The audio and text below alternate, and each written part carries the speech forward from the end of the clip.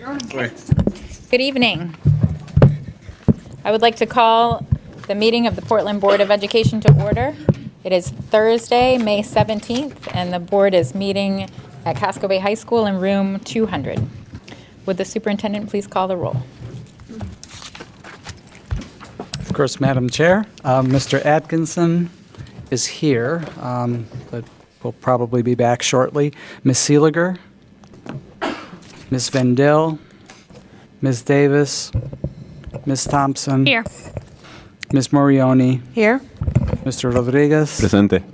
Mr. Balfont. Here. Ms. Clater, Ms. Farah, Ms. Yuri, Ms. Power-Rakowski, and Chair Trevorrow. Here. And Ms. Davis did let me know she is running a few minutes late this evening. Ms. Seeliger is not feeling well this evening and won't be joining us. And Ms. Yuri did let me know that she is attending the Model UN this evening and therefore will not be with us. Would everyone please rise for the Pledge of Allegiance? I pledge allegiance to the flag of the United States of America and to the republic for which it stands, one nation, under God, indivisible, with liberty and justice for all.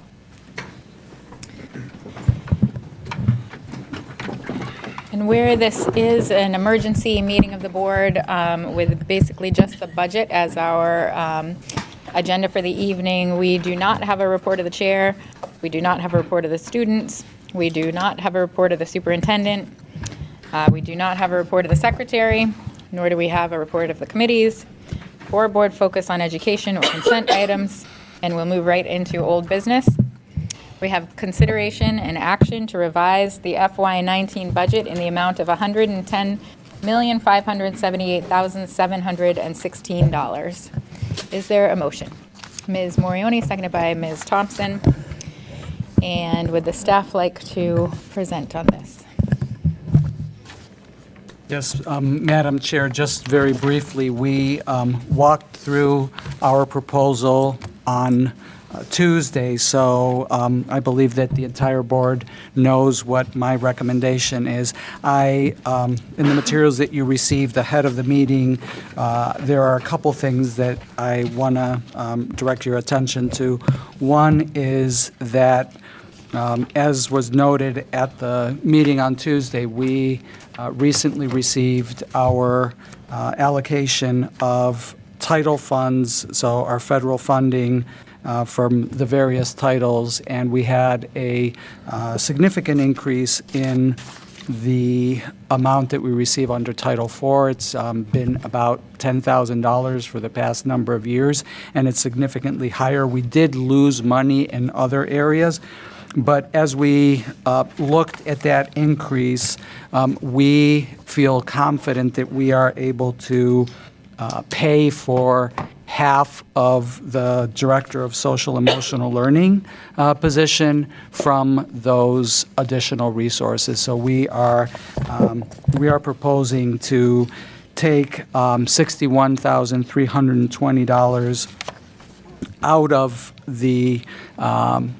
the costs of that position and pay for that with the federal funds that I just referenced. So what we're proposing to do with that $61,000 is to set that aside should we need to make any staffing adjustments in elementary grades over the course of next year. We, as you know, are proposing to do some staffing adjustments in our elementary schools that would potentially eliminate 3 positions, one at Reiki, one at Lyseth, and one at Hall. And so this would give us a little bit of flexibility should we, in one of those cases, go up over the threshold. So as you know, the Lyseth position in particular, our projections are that we would be at 22, which is right on that threshold. So that would give us that flexibility should we need to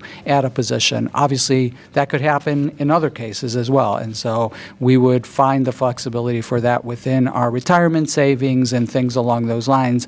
But this would assure us, and give a degree of confidence. I know that principals stood up at the board meeting on Tuesday and said that they have seen this before and they know that the district will come through if there is a need to add positions, but this gives us some known quantity for the resources to be able to do that.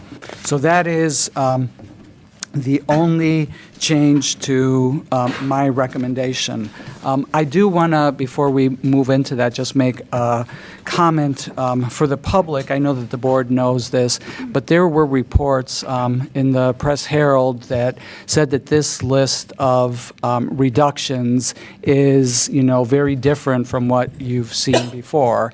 And I just want to remind the public in particular that when we considered some of those other more dramatic decreases, we were, at the time, looking for reductions that would bring us down to 2.5% and 3%. And so if we were in the situation where we were looking to reduce to 2.5% or 3%, we would be looking at that same set of reductions. So it's not that we've now, some of these are adjustments that we were able to make as a result of the retirement savings. So we were able to do some of the work that we're proposing to do around youth development as a result of retirement savings that had given us an opportunity. So we did not have that at that time.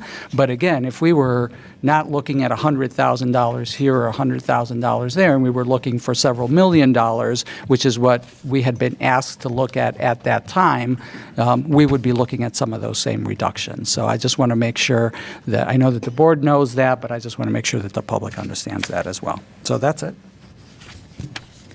Any questions? Mr. Atkinson. Just on the using the Title IV funds for the social and emotional learning, how often do we? Is it yearly that we get different numbers on that? I'm just, I guess we've talked a lot lately about things coming off of grants, and those things are always sort of like, seems like first things that are easy to cut. And I guess to me, social and emotional learning coordinator is extremely important. So I'm just kind of trying to look at it through the lens. I don't know if that was a question, but I guess the first part about how often they're reevaluated was. So their annual funding, again, this is a significant increase in that line as a result of some of the federal changes that have happened. And so there is, as part of the budget, there is money for Title IV where there had not been money for Title IV in a long time. So that is supporting that half of the position. And so we expect, at least for the immediate future, that we're going to continue to get that revenue. But again, and we also do move things. If you look at the budget, you know that we moved some other things from Title I into the general fund, and then some things out of Title II into Title I. So we do, on occasion, have to make those changes. So I can't guarantee you that that will be there forever. But I obviously, I share your commitment to that position, and that is why this position was in the budget in the first place. And so I hope that it'll be there, but we obviously never know what's going to be there. Alicia. And I can add that we applied for the Title IV funds for the first time in the current year, so it's a significant amount over what we got this year. But that's not to say that wouldn't continue. This was just a new program that we applied for in the current year. Can I also ask? Because we're suggesting investing some of that money into this position, what other sorts of options would be considered, or I guess are being considered, probably because there's more than just that amount? Yeah, and we just actually received our allocation today. So the official allocation was, earlier today. So it is, fairly new, and the federal requirements are pretty clear about having to engage stakeholders and doing things like that. Ms. Nally talked about this a little bit at the last meeting, the fact that the way that money is set up, some of it has to go to academic enrichment, some of it up to, at least 20% has to go to academic enrichment, at least 20% has to go to this type of program, so I don't remember what the And supportive schools. Safe and supportive schools is the way that it's discussed in the federal programming language, and then some of it has to go to technology with no sort of set amount. So we will have to allocate from that 240,000, at least 20% to one, at least 20% to the other, and then some to technology, but we need to engage. And some of that also goes to our non-public schools, so they get a percentage based on their enrollment of students who are eligible. So we need to engage with all of them to figure that out, and that's part of the federal requirements. So it's, obviously the amount that goes, that we're proposing to set aside for this position exceeds the 20% for that position. So we would envision that, and then some would go to this level of work. And I do want to point out that we did lose money in Title I. We did lose money in Title II. So even though we increased money here, we do have some gaps in some of those other funding sources that we will need to figure out how to offset through this planning process. Thank you. Mr. Rodriguez. Thank you, Chair. Javier, and I think you just started to explain, but I was going to ask to clarify, in years past or in circumstances where we wouldn't be putting this money aside, and the need does arise that we need extra teachers because of class sizes rising, how do we normally go about funding that? Alicia, do you want to I do. talk about that? So every year, our budget manager, who's in charge of position control, keeps a really tight log on who. So essentially, the way we create the budget is we create a snapshot of the payroll in December. So essentially, everything that's in this budget right now is the staffing as of December of 2017. So when we get forward to September of 2018, there's obviously a significant amount of change depending on resignations or retirements and whatnot. So we essentially take what was budgeted for a position, and then we offset who was hired. So that's the turnover savings, and we talk about that a lot. But our budget manager quantifies that for salary and benefits. So we have a really tight number at the beginning of the year of what that looks like. So that's essentially what we'll look at to decide, in the teaching category, how are we looking overall compared to the budget? And virtually every year we have the ability to add back some of those positions just based on losing some, retiring teachers and replacing them at a lower amount like we've talked about. So that's a process that happens every year, and that's how we fund those for the most part. What I do want to add and be clear about is that because of the, we are quantifying some of those savings already in retirement, some things in the retirement savings that we're including in the budget, we will be a little bit tighter in that front than we would be. So this will be if, somebody resigns and leaves and we hire somebody that is, cheaper, that's the difference, and that's what gets accumulated to create that. So we'll back out all those planned reductions already. So. Any other questions? Are we taking questions just on this particular item or in general? We've got two items on the agenda. They're both so related to each other that I'm willing to kind of go with the flow of whatever your questions are. Go ahead. Sorry. I think I'll wait. Sorry. Mr. Atkinson? Thank you. Just a process question. Are we, is our starting point this with the edit that was sent today? Okay, so we will not have to put forward an amendment to move to this place. We're already here, and then any amendments that we would do would modify this plan. Yep. Do you want Correct, to talk so- about the amendment process? Or? Yeah, and we kind of went over this at the last meeting, but so your vote on this motion tonight, as it stands, this proposal is the backup for that. So that's what's included currently in this motion of 110 million. And if you have an amendment, if there's something on this list that you want to take off, we would ask that you propose something in an equal amount to offset it. because we do have to get to this exact figure, and we'll take those one at a time as amendments if they come up. So then, Mark, did you have? Yeah, I do. If we're moving on to amendments, then I do want to talk about one, or So should we're we going to wait? do this like we do any regular motion. We'll do questions first, we'll take public comment, and then we'll do board discussion, which would be the point at which to make an amendment. Okay. So right now, we're still on questions. Ms. Morioni. Can you just clarify with adult ed how we're going to, that's going to be a separate vote? I mean, since it's a separate line or budget item, I guess you would.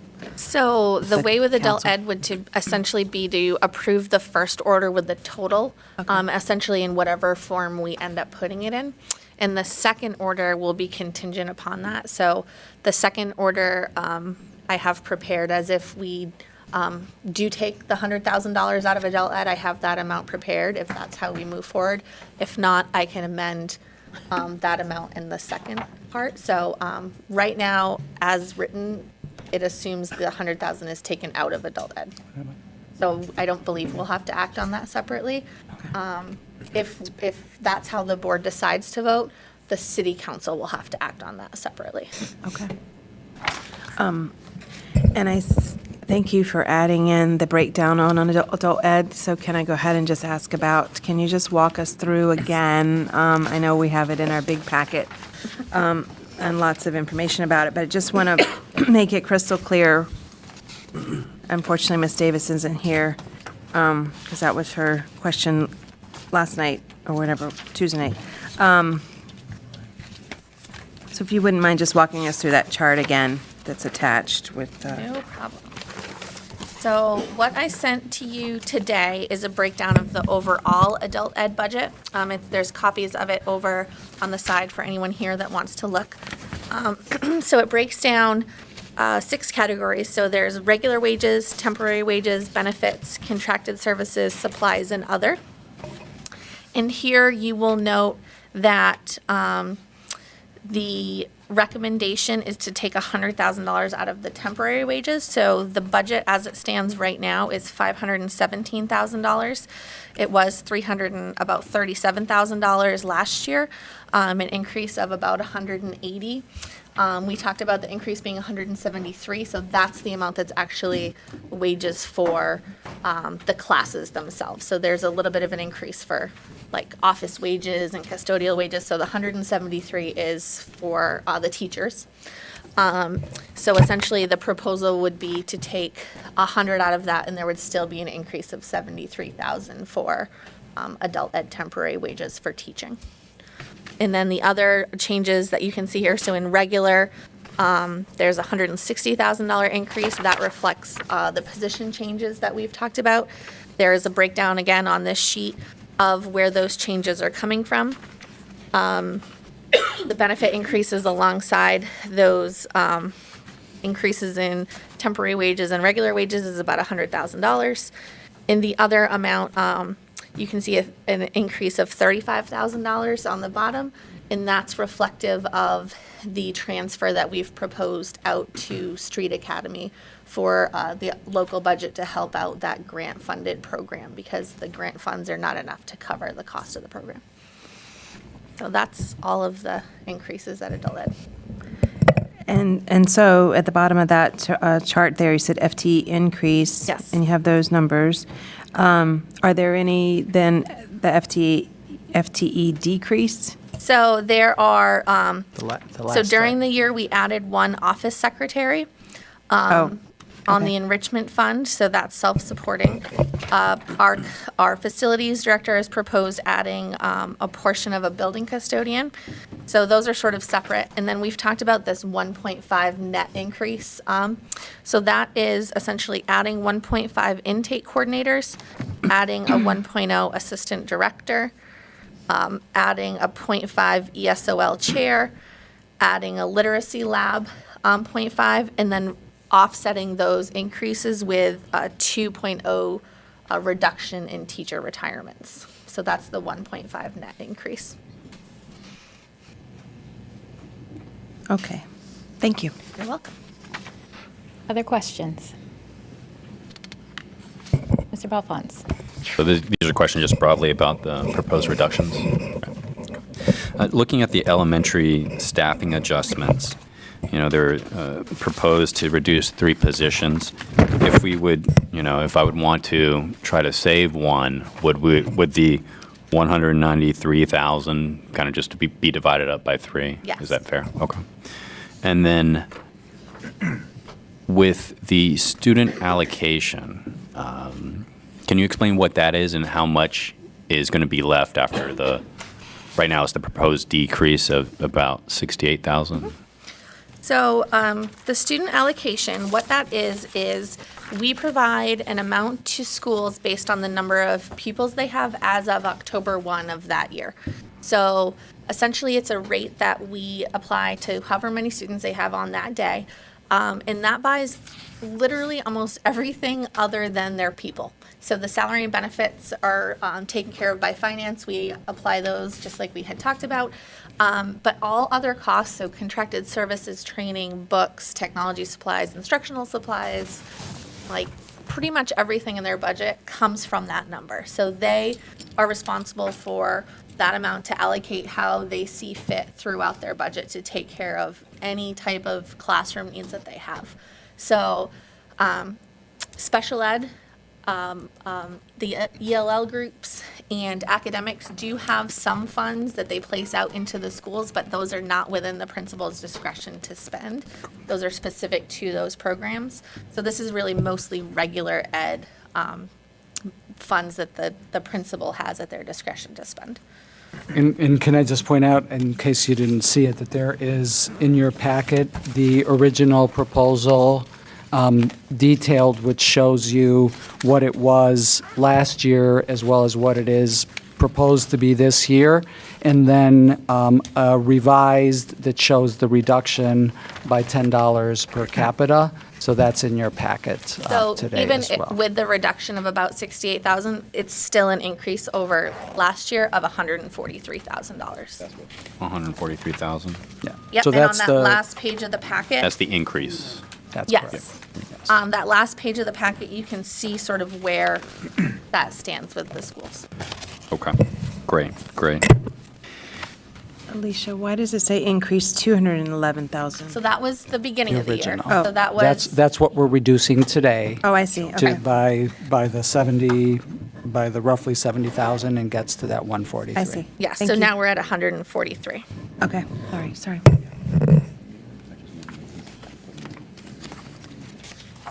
Ms. Morioni, did you? Sorry, I'm just kind of one off of these things. Can you talk a little bit, Javier, about where we are with talking with JMG and also Opportunity Alliance about those 2 programs? Have you had any traction there about how, I'm just concerned about particularly the foster grandparents. I've heard a lot already from community members, and I too am discouraged that we have to go there. So just to be clear about how this works, we've had this contract with the Opportunity Alliance. The Opportunity Alliance receives a federal grant that they use to pay the stipends for the foster grandparents. So, for their work in our schools, they receive a, small stipend. It's similar to it's the same funding stream as our AmeriCorps core members. So the ones that have worked in Make It Happen, the ones that work in our schools as AmeriCorps members. This is roughly, it's from the same funding stream. So the National Community Service, I can't remember what the full name of the organization, that's what funds it. We pay $31,000 to Opportunity Alliance, and that money goes to pay for the staff person that coordinates that program and some of the programmatic services. So the training that they do, the recruitment and support for the foster grandparents. So I spoke to the director of the Opportunity Alliance this morning, and we are both committed to finding ways to continue to support this program. So again, I used this parallel on Tuesday when I talked about it. Last year, as you recall, the school year was about to begin, and the state cut funding for our health clinics. And, we, the board, acted to use some of the additional funding that we had received from the state government to support to offset what they were losing in terms of grant funding. And so we were able to, over the course of this year, work to get funding restored. We were able to work with Greater Portland Health to write grants and things along those lines. So we're on track to next year being able to support the clinics without district funding. So this is a similar kind of approach. This is an opportunity, that's been created for us that we didn't go looking for, but that we need to figure out how to plug this $1.2 million hole. And this is one of the places where we feel that we can go to our partners, not just necessarily Opportunity Alliance and JMG, but also to outside funders who will understand the value of this program and will give us the resources to be able to continue that program over the course of this year. And hopefully then next year we'll be in a different situation, because we're doing all of this work around reducing our footprint and things along those lines that should give us the opportunity to be able to look at those funds and see if we can restore the programming and services that way.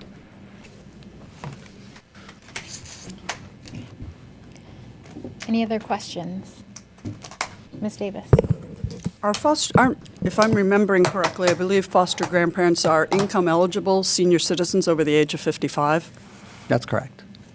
For many of them, this, I believe, is a it's a small stipend, but a very meaningful one, because unlike AmeriCorps, which is open without regard to income level, foster grandparents is open to folks who are within a certain income. There's an income eligibility. It's low-income senior citizens. Yeah. And to be clear, the money, the $31,000, does not pay any of those stipends. Those stipends will continue to exist, and this pays for the coordination of those services at the Opportunity Alliance. At this moment in time, we do not have another source for that $31,000. Am I correct? That's correct. Thank you. Ms. Morioni? So another clarifying question then. Would that mean that we essentially could still have the foster grandparents could still be in our schools, but maybe not have the oversight of a coordinator? Or are we saying that we have to have the coordinator to have our foster grandparents? It's premature to say that we need to have the coordinator. I think we're committed to continuing to have the foster grandparents and to figuring out how to support that coordination function. Mike and I agreed that we would meet next week and sit down and begin to put our heads together to figure out how we would do that. Okay. Thank you. Other questions? Seeing none, I would open it at this time to public comment on the motion.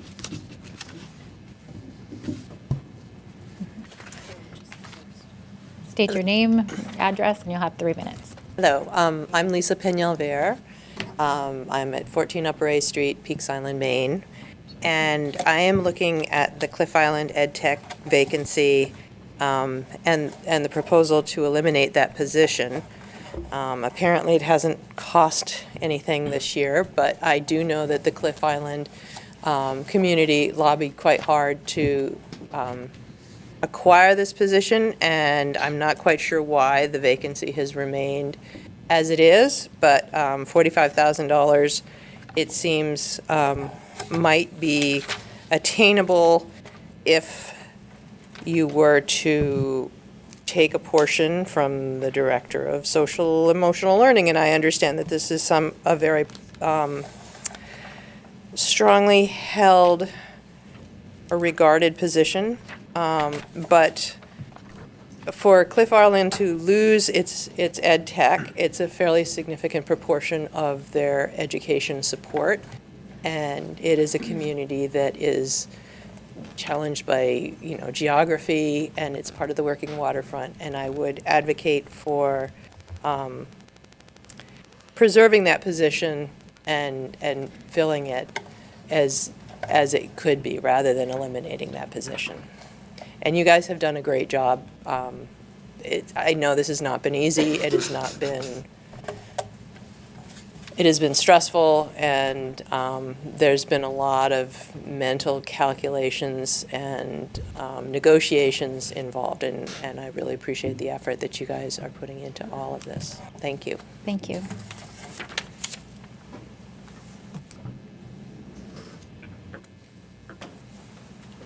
Good evening. I'm Cheryl Crowley from Cliff Island, 54 Church Road. I, too, am representing Cliff Island. I've met many of you. I've lived on Cliff Island for 22 years. Previous to that, I summered for 34 years. And I'm representing Cliff Island on many fronts. One, as a Sustainable Cliff Island member. This is a nonprofit group with the mission to identify and support the needs of the Cliff Island community in order to maintain ourselves as a year-round community. We identify the EdTech position as one of those needs. You know the school is the heart of every island community, and in many ways is the most important institution on the island and to the year-round community. Island schools, especially the 1- and 2-room schoolhouses, are unique and innovative places of learning. They are also very vulnerable and under almost constant stress, both from the inherent challenges associated with educating such a small population of students and from the broad district, state, and federal mandates and expectations that all schools face today. Our 1- and 2-room schools require teachers, administrators, students, and parents to work in ways that at times can seem neither practical or logical when compared to the mainland schools. It's important that the school leaders carefully consider the broad and potentially harmful impact a seemingly easy and reasonable decision can have on an island school and community. I am also the mother of 3 daughters who attended and transitioned from the Cliff Island School to the mainland schools, equaling 12 continual years. In addition, I have been the primary substitute teacher at the Cliff Island School during that time and continue to be so. I can confidently say that I have a very good understanding of the unique educational experience that is the Cliff Island School. We are one of the last 1-room schoolhouses. Historically, there's always been an EdTech position budgeted for our school. Once it was probably to address the number of students, not so much anymore, and a K-8 multi-age school. Then the need for the position shifted to address the increased demands of the higher standards in curriculum. Now there are new needs. When we fought for this position 2 years ago, some of our arguments were safety, having enough adults to manage a fire or an injury situation. There's intermittent internet and limited to no cell phone coverage. Students have to be left alone just to use the bathroom. And our teacher is on duty all the time, including recess. Support. Our principal is allotted 1 day per month to come to Cliff. Otherwise, our teacher is without any of our regular adult support. No secretary to answer the phone. She must do that too, he or she. No janitor until the evenings. So cleanups, unexpected cleanups, are done by them too. You're at 3 minutes. Would you like an I'm sorry, I extension? didn't know that. Do you need an extension? Please. Okay. The multi-age classroom, its own challenges, multi-ages, multi-lesson planning. Complications include the ages and the special needs, and the liability. This past year, we were under the impression that the EdTech position had been dissolved as it wasn't posted or hired for. It wasn't until the recent article that we found out otherwise.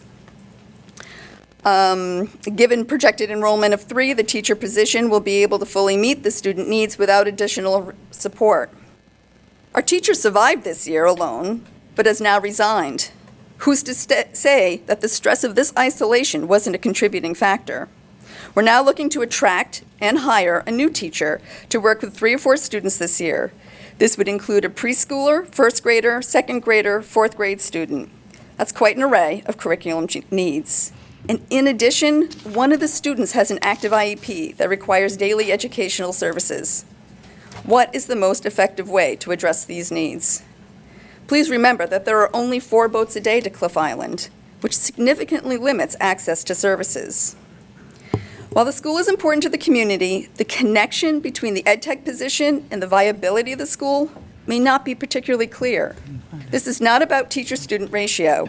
It's about student needs. Since we don't know the training or experience of our incoming teacher, and we have a student with an IEP, it doesn't make sense to cut this position now. I strongly recommend maintaining this position, the EdTech position of the Cliff Island School. Our students are just as valuable as any other mainland student. They are worthy of the quality programming and educational experience enjoyed by all Portland students.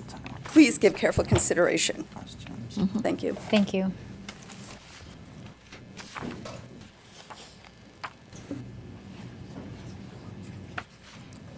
And I would ask if people are wishing to speak, please line up behind the speaker in front of you. Good evening. I'm Fran Seeley, and I live at 95 Tucker Avenue in Portland.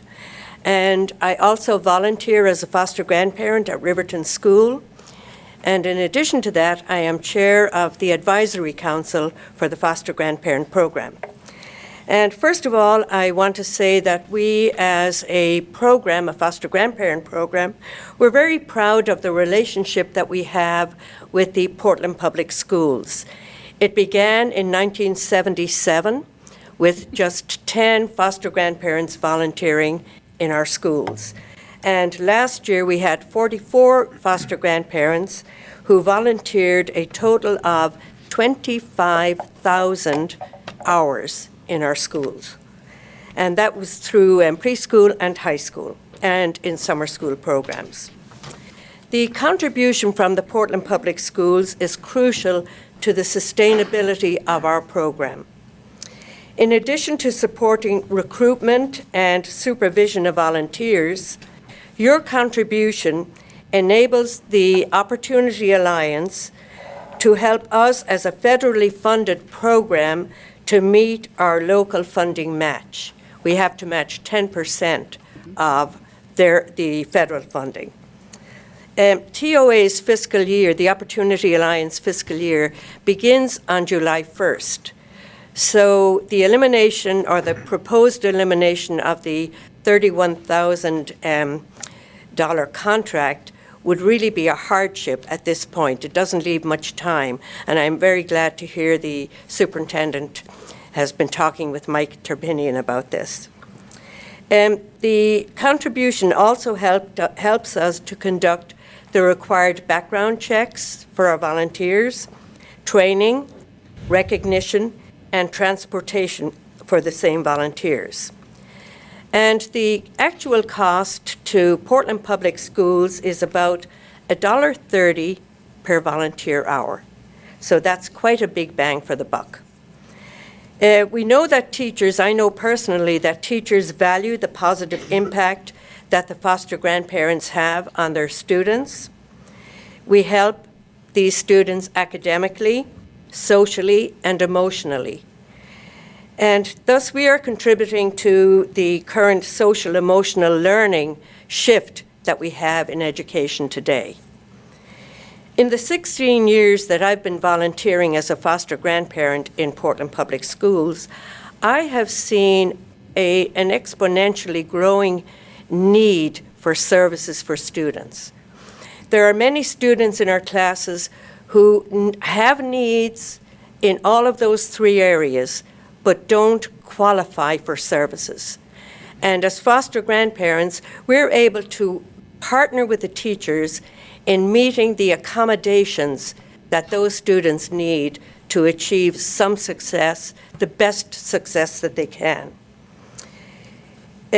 We realize that it's a very difficult position for you to have to balance a budget and bring forth a budget that is agreeable to all parties concerned. And I'm here on behalf of the Foster Grandparent Program to ask you to please do what is right for our students. Do your best to keep that $31,000 in the budget for the benefit of the students that we help. And we, as I said, we are very proud of the partnership that we have with you, and we thank you and appreciate all that the school committee is doing to work together with us to maintain that commitment to the foster grandparent program. We really do appreciate that, and hope to continue, or not just hope, look forward to continue working with you. Thank you. Thank you.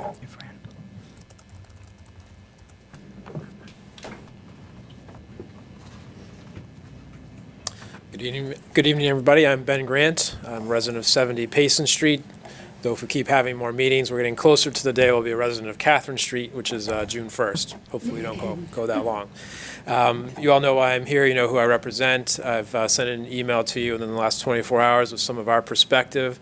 I just want to come up at this opportunity to thank you for your work to keep narrowing things down, keep winnowing things down.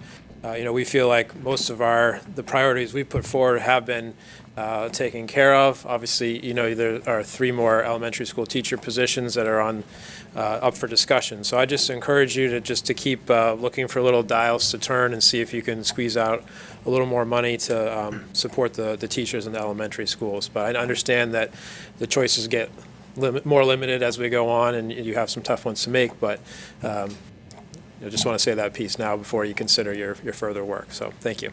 Thank you.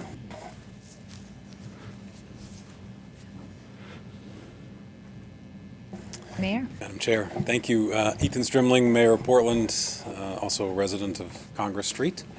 I'm sorry we're here tonight. I know this is very hard, but I want to thank you for the courage and strength you've shown through this process. Tonight could be a lot worse. This is hard. You are cutting programs that all of us wish were not being cut. And I commit myself to work with you in the next year to find a way to restore these in next year's budget, and that we go into that process even stronger than we did this year. But I can assure you it would have been a lot worse had you not been as strong and courageous as you have been, putting our kids first and saying to the community and to the council that that is the most important priority. For those of you who were even at our Finance Committee meeting, you'll remember that the first words the Finance Committee members were saying were we wanted to try to cut this by close to $2.5 to $3 million. And even they couldn't get there when they started to look at the detail and understand just how devastating that could have been to our schools. So make no mistake, these are painful. We understand that. I'm sorry that you're having to do this tonight. You shouldn't have to be. The people of the city support the budget that you put forward. I have no doubt about that. I have walked the streets the last 3 days since our vote on Monday night, and dozens of people have stopped me and said, why did they do that? So you put forward the budget the people of the city wanted. And again, I'm sorry that we're here, but your courage has meant that we aren't in a much worse place. So thank you for that. Thank you, Madam Chair.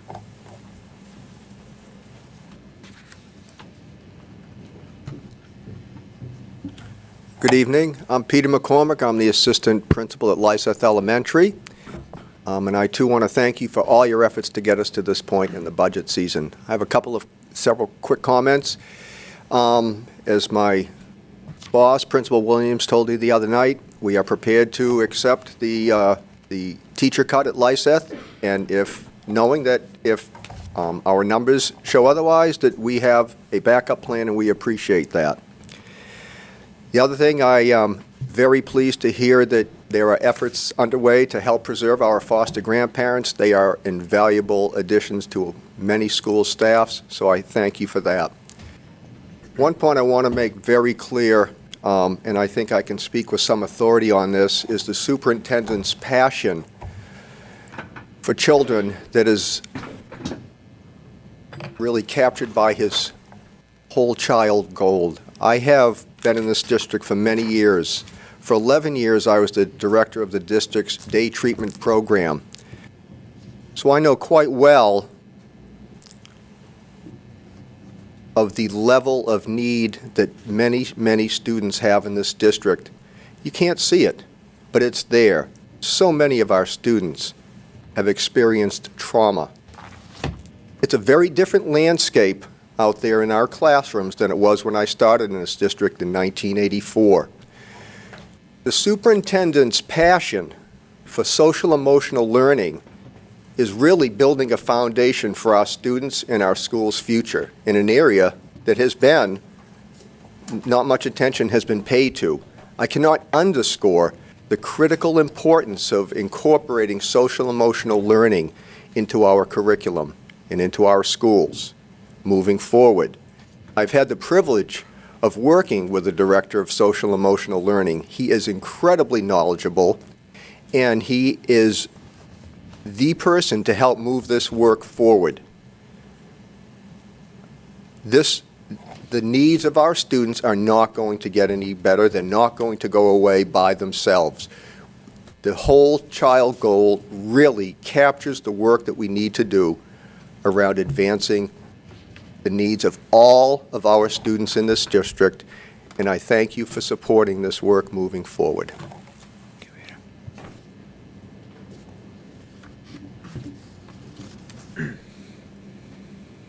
Hi, good evening. My name is Jean Swanson. I live at 69 Thomas Street, but I'm going to read from an email from another parent, Annie Antonakis.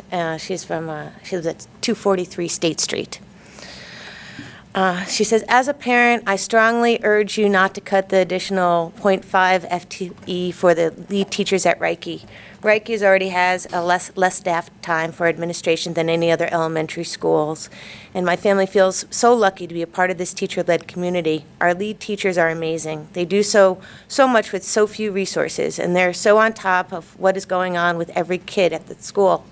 We need them to be heavily supported so that they can continue to do the great work that they do. With the largest homeless student population and one of the top percentages of students who qualify for free or reduced lunch, Reiki students rely on all their teachers and mentors having time for them. As you probably know, we also have over 200 students enroll or leave the school this year, and this is another reason we need art teachers and lead teachers to be very supported. There are many organizations in Portland who work to fill in the gaps in some students' lives, who create opportunities where there may have been none. My organization, 240 Strings, is one of them. We provide subsidized music lessons in the schools, primarily at Reiki and Ocean Ave right now, and working closely with the lead teachers is essential to our program. Stretching Reiki's lead teachers too thin endangers not only the work that they do, but the work of other bigger organizations that are even more active as students' lives. It's a very special place, and it deserves to be supported on par with our Princeton-led schools. Thank you. That was from Annie Antonakis. And if I have a minute or two, thank you all. I can't imagine what process has been, and your dedication and passion to Portland is appreciated, and I thank you. It seems the cuts are really tough everywhere, and I hate to bring about Reiki, but I guess I'm closest to that. And I think it's already been outlined, but I just want to say one thing. Back in 2013, I was a part of this task force that paid a consultant to come in and see what the capacity is for the schools. And Reiki, and you probably all know this, and I apologize that we're going on, but at Reiki it was 291 at the time. We have 440 students. That's 151% capacity. We have no walls, as you know. There's no time frame we know we have the bond, but Reiki's not the first one being fixed. And as our population increases, and as Annie had so eloquently written, we have needs, because we have a lot of homeless people, we have a lot of poverty, which requires additional work, we have a lot of overcrowding. Reducing a second grade class teacher and with this overcrammed population, and not allowing for the administrative FTE is really hard. So thank you. I appreciate it. I appreciate your effort. Thank you, Jean.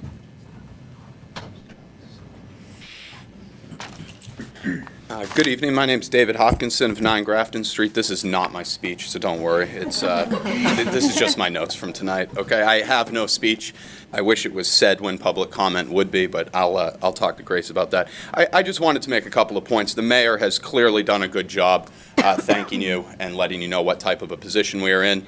Ben Grant has also done a nice job at telling you where the small coalition, by small I mean new coalition of PTOs is, but I would like to make a couple of points with that. The first is that our resolution from the joint PTOs included no elementary size class increases. That is still part of this. It also stated that we did not want any middle school elective cuts. That is still part of this.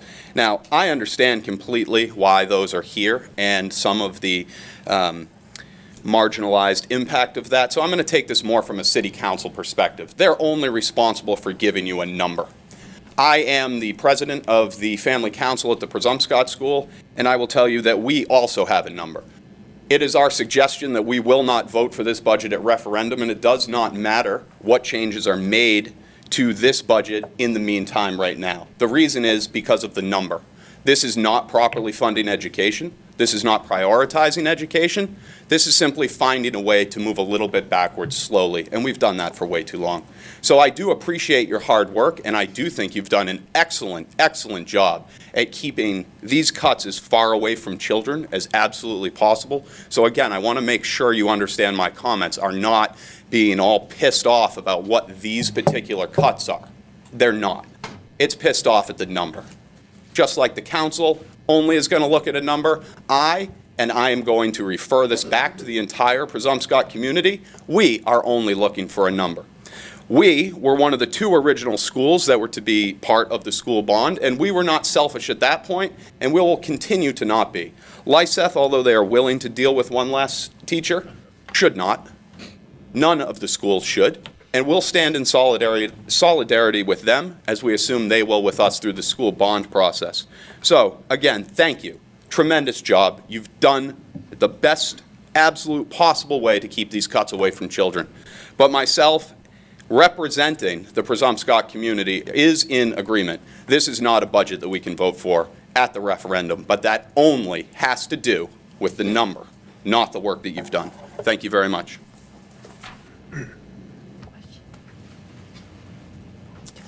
Hi, John Thibodeau, 114 Clinton Street. So I'm just going to look forward. I know you've looked at the budget over the next 5 years, and it only looks like it gets harder. So I really want to strongly encourage you. You're already probably motivated to do this, but I would just add extra encouragement to engage with the city's planning department. I know this week there was an article in the Forecaster looking at fees that could be utilized potentially to fund things like education. I know there's other towns and cities in southern Maine that do use that. So I'd really encourage you to be aggressive and to interact. I think it sounded like they're open to that. The city is, and at least the planning department. And the second piece was the questions around assessment of value. I also would encourage you to follow up with the Finance Committee specifically. There was a series of questions that I sent to you all as well as the City Council Finance Committee. And as you know, there was a significant disparity in the assessment of value for the past 2 years versus the past, I think, 7 or 8 years, potentially millions of dollars. So I just ask you to please to stay with that and really look for that. I know I will do what I can, but I think we all know we need to find new revenue sources. So that's all. Thanks. Thank you.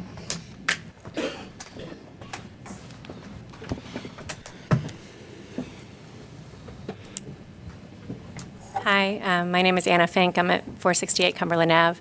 I'm here to speak on behalf of the 0.5 FTE for the Reiki teacher leaders. It has been said already, so I won't rehash what's been said. But I do believe that when the school transitioned from being principal-led to being teacher-led, there was an agreement and understanding that they would receive parity in terms of the administrative leadership of the school. And that's just currently not the case. We don't feel it as parents and as students probably the way that we should, just because the 3 teacher leaders that we have are absolutely exceptional and they go above and beyond.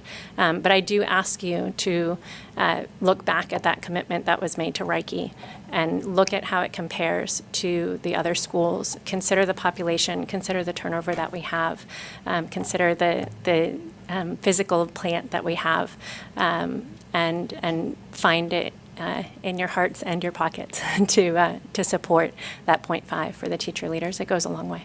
Thank you. Thank you.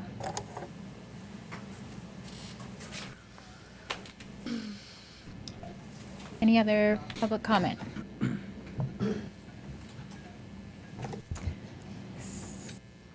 Seeing none? Oh. Thought that might be the case. Sorry, Emily Figdor, 31 Cushman Street. I'm the co-chair of the Reiki PTO. And just to echo the comments that Jean and Anna and Annie made, and previous comments I have made, our school, Reiki is an unbelievable school. There is broad and deep support for our teacher-led model. But what we're asking our teacher leaders to do right now is too much. We need to enable them to run the school. We're now the second largest elementary school in the city, and yet we have we have 0.5 less administrative support as schools that have as many as fewer 50 students, as many as fewer 50 fewer students. Thank you. It's been a long week.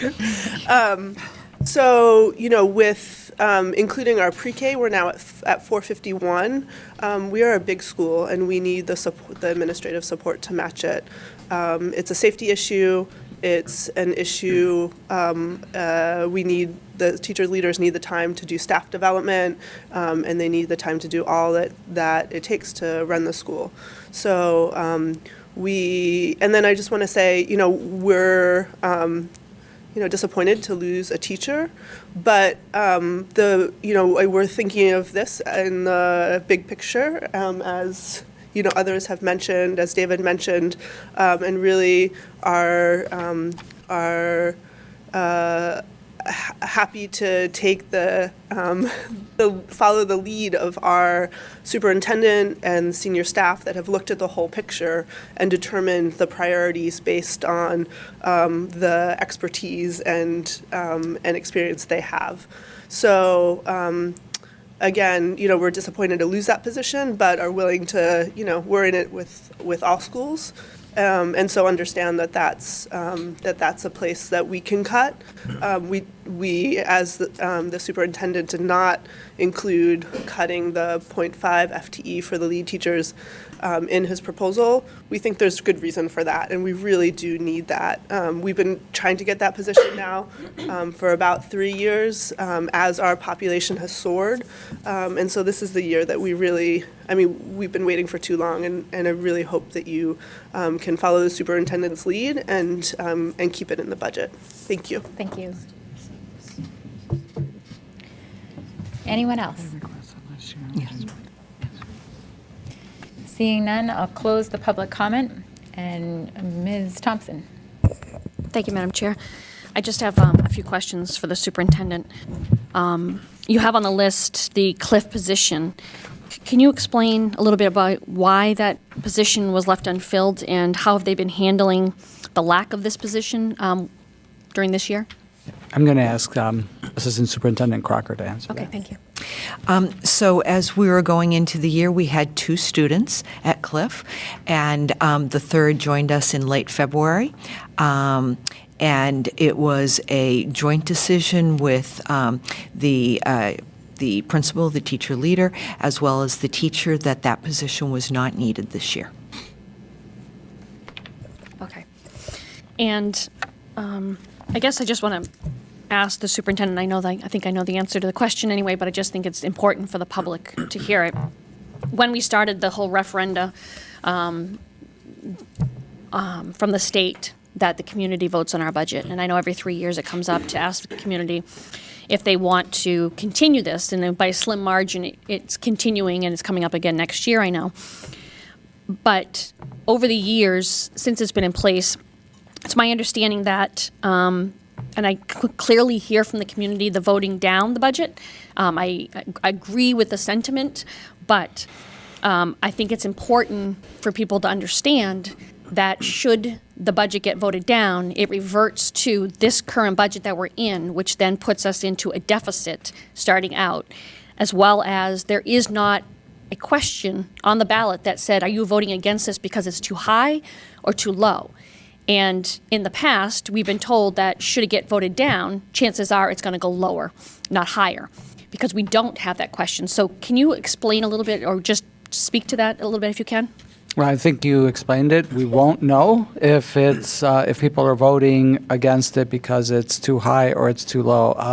I don't remember exactly what the percentage was last year, but about 20% of people voted against our budget, presumably because it was too high, but we didn't know that. So if you just assume that that's in there and then a significant contingent of folks vote against the budget because they think it's too low, but we have no way of knowing it, we're going to be staring at a situation where we have, I mean, you hit it on the head. It reverts back to the, the current year budget. So we are in a deficit situation, and then we need to go back and, do our budget changes and, bring those to the council and do all of the same work that we've done right now. So I understand and fully appreciate the sentiment that that is behind that. I also think that it is a very risky it's a very risky proposition for us, one that I certainly will not support. I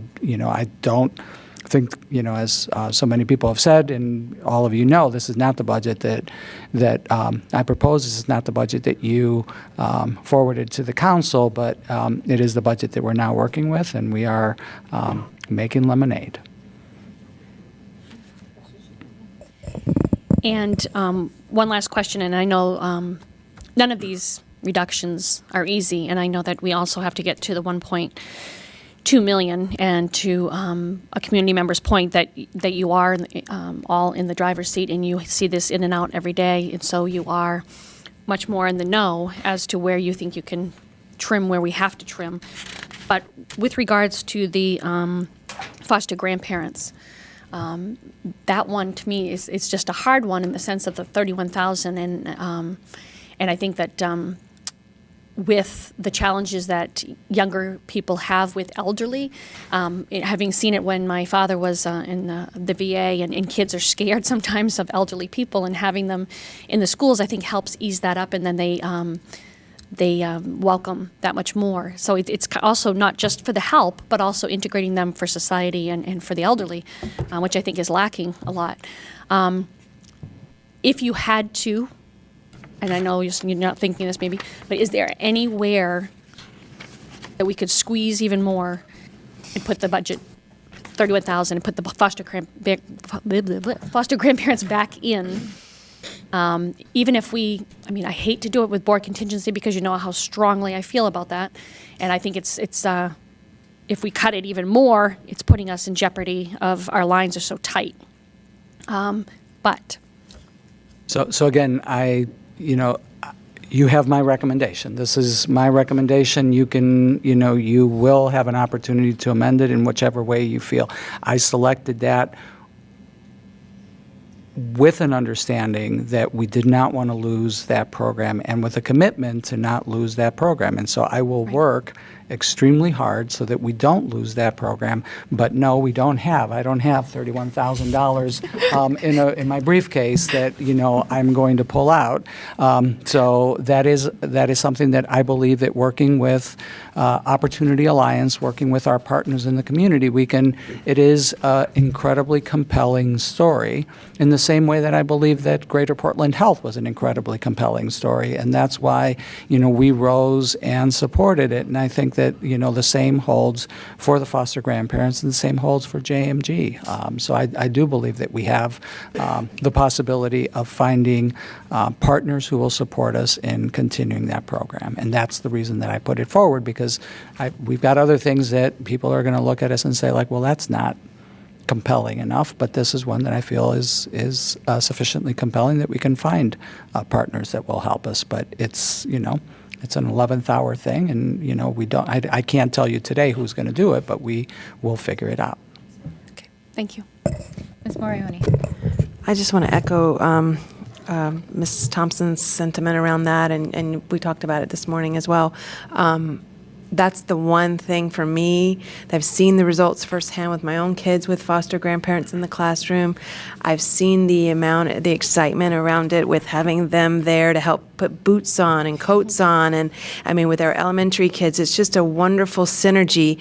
And I can't remember which country it is that they actually have an integrated elder and elementary school class, or school rather, might be Finland probably, where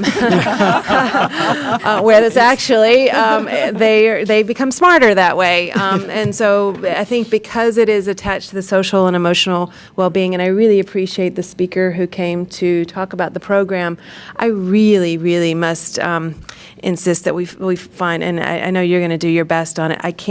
We can't make magical numbers appear here.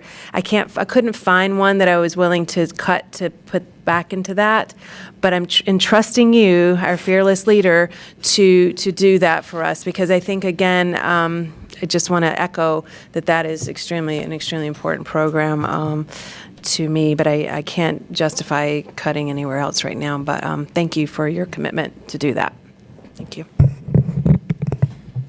Ms. Davis.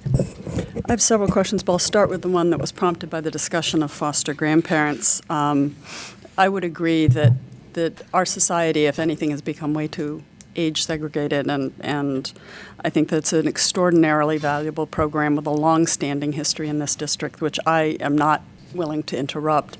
I'm also concerned, having done federal grants, whether an outside contribution would actually meet the technical requirements as a local match, and if that's been thoroughly explored.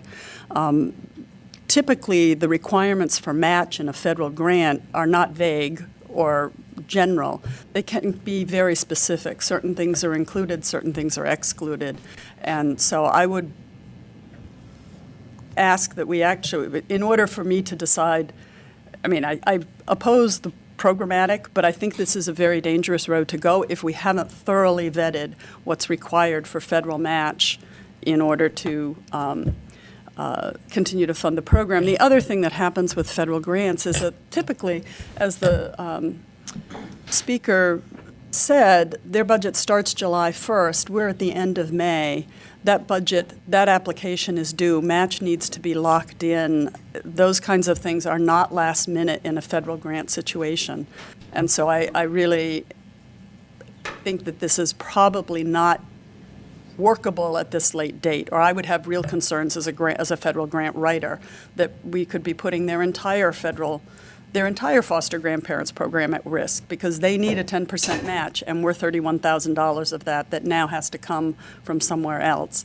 I guess the other question is whether that match actually has to, in some federal programs, the match needs to come from the people, the organizations that receive service. I'm not familiar with this particular program, but I am familiar with federal grants, and there are just a number of flags that start to raise for me around this one and the proposed solution for funding it. I think it's one we need to find the money for.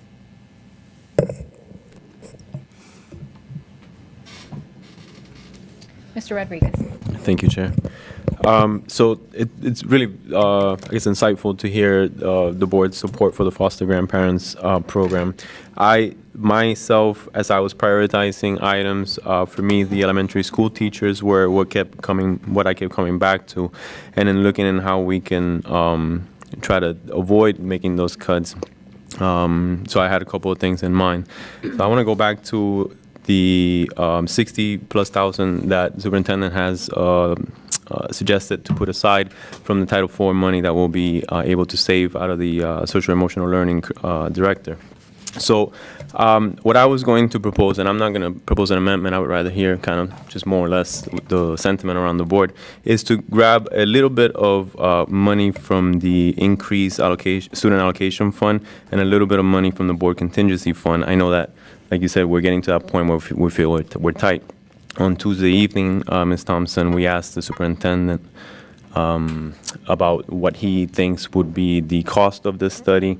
And even though, it was probably a guesstimate, so to speak, but we were thinking somewhere around $50,000 is what he's expecting. And I know that we do have other things that we use the board contingency funds for. But if I'm suggesting that we reduce it down to 125, so that gives us $25K to play with, so to speak. And then if we take a little bit extra from the student allocation increase, we might be able to get either enough to put aside for a second teacher position or to just keep the foster grandparent program. So that's an avenue that I'm proposing we discuss to keep one of those two, whatever the board feels is biggest priority. I just want to put that out there. And then if it does seem to garner some support, I'll propose an amendment formally. Related to Roberto's proposition about setting aside money for the elementary position, I plan to propose an amendment that would keep the Lyseth elementary position and do so by similar cuts to Roberto's, taking $25,000 from the board contingency and then decreasing the student allocation by the remainder. And then I can go into more about the amendment or discuss that more about why. But that's something that I would bring forward too, and so I'd like to hear what the board has to say about that, about actually keeping the Lyseth position. Ms. Thompson. I'm wondering procedurally if we shouldn't do them as amendments and then vote them down or up, opposed to having conversations. And because I think it's important that we keep the ball rolling here and we have to have the conversations. And so when we're voting it up or down through an amendment, we'll have that conversation. So I guess I would just ask my colleagues, if you have amendments, let's do it that way for process-wise. I would agree. I know sometimes I allow a little flexibility for discussion for you to feel it out first, but in this case, we are trying to move along pretty quickly. So for that sake, I guess I would ask you to offer your amendments and we'll take them up. I have two questions before this. Technical, like. Go ahead with your questions, Ms. Davis. Looking at the list for the 17th and the one for the 15th, can you direct me to where I would find the cost for the Reiki position? Because I'm just not quickly seeing it listed in what we're in the 1.2 million. It's not listed because it is not a proposed reduction. Okay. So sorry, it is. the Reiki We can teaching? tell you what that is. I think it's in the neighborhood of 40. Are you talking about the teaching position or the teacher leader position? The teacher leader position. Okay, that is, it's not in there, but it's 49,267. 49,267 Reiki. Okay. So people were discussing it as a cut from earlier lists or discussions. Okay. So just as a clarification, the 0.5 teacher leader at Reiki is not a proposed reduction from our budget at this time. The members of the public that spoke on that are advocating for us to preserve that in this. That addition, because it is in addition to our currently funded budget. Okay. The other question is, we were provided with a sheet that broke out the 2018 expenses for Make It Happen, mentoring, and ELOs, and then the 2019 expenses. Could you give me the source of the funding in 2018? Because I know that's particularly in terms of what is currently locally funded and what isn't. Yep. So the Make It Happen coordinator for which school do we fund this year? It was at Portland High School. So the Portland High School Make It Happen coordinator is local. The mentoring coordinator is local. These are all for Portland. And for the Expanded Learning Opportunities Coordinator, that's the JMG. That is Nellie the Mae. JMG position. So it's not currently It's in our budget. It's not locally Nellie funded. Mae, not JMG, Alicia. Sorry, Nellie Mae. JMG is the fiscal agent for that grant. That's right. Yep. So I know why you've connected it. So, and then same at Deering. So that is a Nellie Mae grant fund position. Yep. And then our Make It Happen coordinator at Deering in the current year is an AmeriCorps volunteer. Okay, so not local. So not.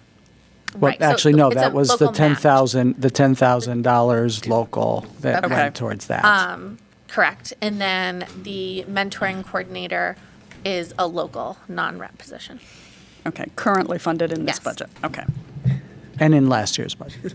And in last year's budget. So in essence, what, in the proposal that we've been given that does reorganize these and work with them differently, can you tell me, we were given the amount spent in $435,000 spent in 2018. It would reduce it to $310,000.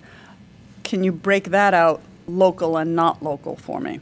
I mean, what was the total local expenditure in 2018, and what's the proposed local expenditure in 2019? Give her 1 second. If you've got another question, go ahead. But I think Alicia knows what she's trying to quantify for you, and we can get that. Just give us a couple seconds to do that. Yep. No, I don't think I have.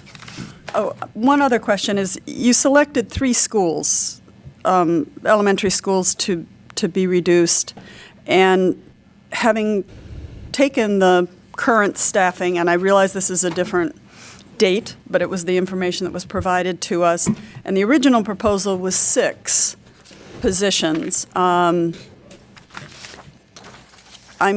curious, I guess, to understand why the 3 were selected over the others, and why we aren't essentially bringing all of our elementary schools into class size range or not. This is one where picking some and not others feels inequitable to me, I guess. So I'm trying to understand what the thinking was behind the decision.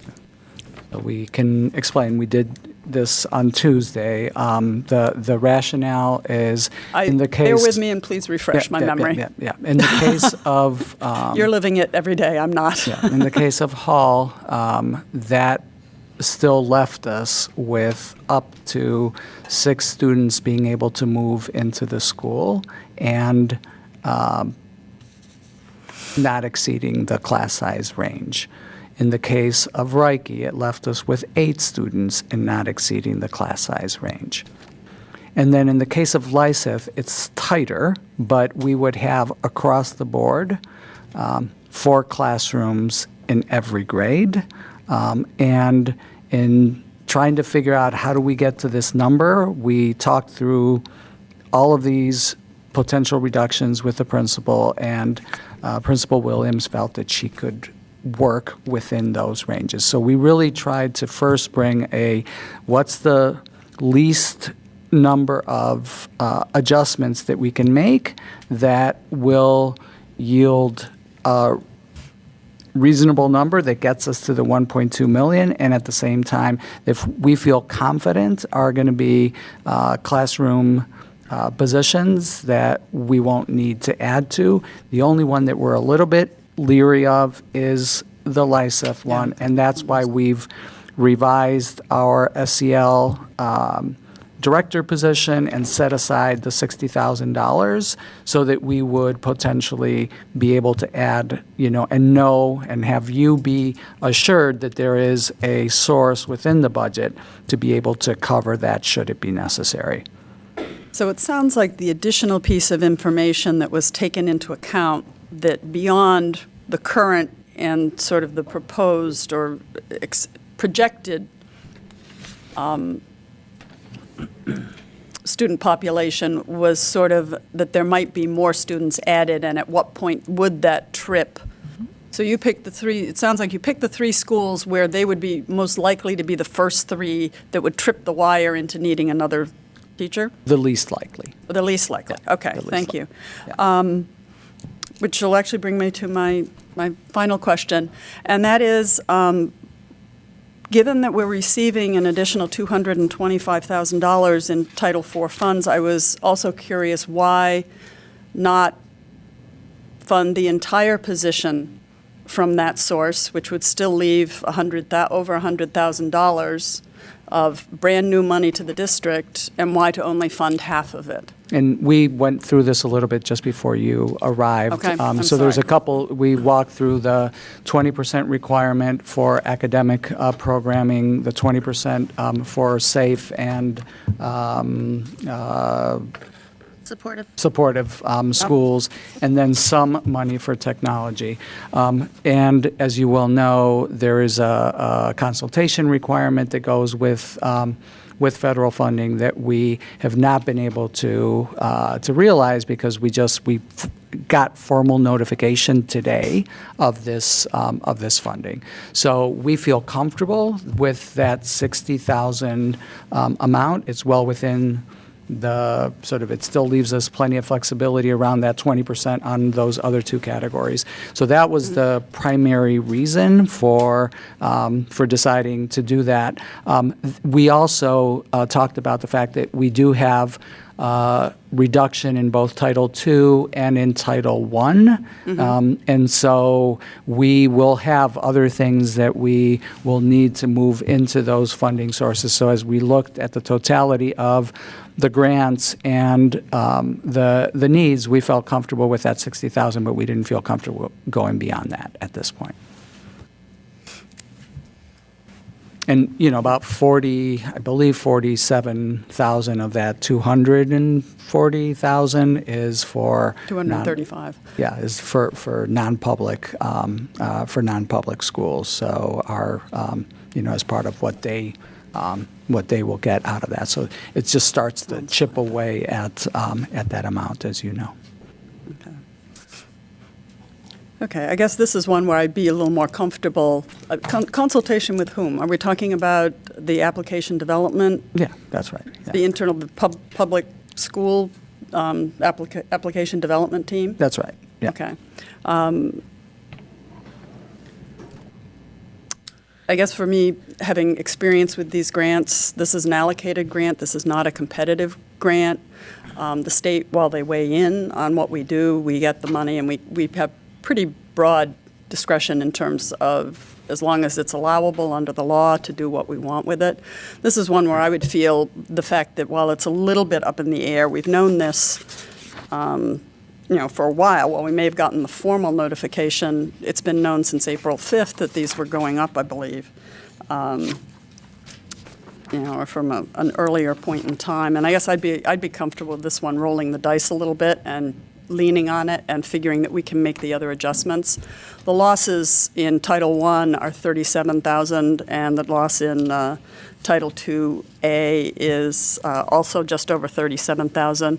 Their purposes are slightly different, so it's entirely possible that depending on what has been funded in those titles, it couldn't be rolled into this title. And I think the social emotional learning position appears to fit well within the two major ones. We would still need to have something for the others, but I guess we can get to that when we get to it. But thank you for the information. So I have your other question. So the local cost for the current year that we're in right now at Portland is about $167,000. And next year it would actually go to $150,000. So Portland would see a reduction, and that is because those expanded learning teachers are not local; they're grant funded. So that's $89,000 outside of local in the current year. So I was not including that. So at Deering locally this year, the budget is about $90,000. And again, another $89,000 in Nellie Mae for the other position at Deering. And that next year would move to $150,000. It would match Portland. So that would see an increase at the Deering side because they don't currently have a full make it happen position. So that essentially is the difference between the two. And then, the $10,000 at Casco Bay is the same in both years. Okay, and that's locally funded both years? Yes. So a little bit of a decrease at Portland next year, a little bit of an increase at Deering, but overall it is a decrease. Okay. Thank you. Yep. That was very helpful. Thank you. Okay. I think we're ready for amendments at this point. Mr. Belfont? Yes, please. Okay. So I'll just do the amendment and then speak afterwards. I move that we keep the Lyseth Elementary position. That would require an increase of $64,532. And to offset that, I move to decrease the student allocation by $39,532 and also decrease the board contingency by $25,000. Is there a second? Ms. Davis. And I'll ask you to speak to your motion. Sure. Sorry, can you repeat, so the amounts, did you get those, Alicia? Okay, all right, no, don't repeat that. So looking at the three positions, Hall Elementary, Lyseth, Reiki, we have Hall resulting in class size projected at 20 students. We have Lyseth resulting in 22, and Reiki resulting in 19.33. So Lyseth, from this information, is resulting in the highest class size. So, and I know we've heard from the principal and the assistant principal from Lyseth saying that they're prepared to accept the cut to this teaching position. But I take that as a reluctant acceptance. And you know, I fall back on myself having two children that aren't in the schools yet, but I know they soon will be, and I don't want to send my kids in a situation. I want them to be in the best classroom size that they can be, and so I also want to do that for the other students as well. So that's why I am proposing trying to keep this Lyseth position. Any other discussion? No. Did we get a Mr. second for that? We did. It was Lori. Okay, all right. That's right. Yeah, sorry. Mr. Hopkinson.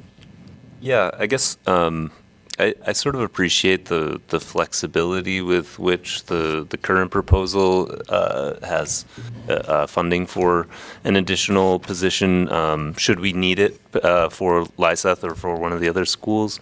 I don't know. I just want to voice that I feel like there's a little bit of like I don't know that this should necessarily be a board level decision as far as where we move these teachers. So I think if we're trying to maintain an elementary position, I sort of like the idea of saying let's maintain these positions and keep them sort of flexible for the administration to decide where they want to move. I don't know. I don't. I just want to say that just voice that. I don't have very strong feelings about that, but it's just sort of something that's been in the back of my mind as we discuss these things.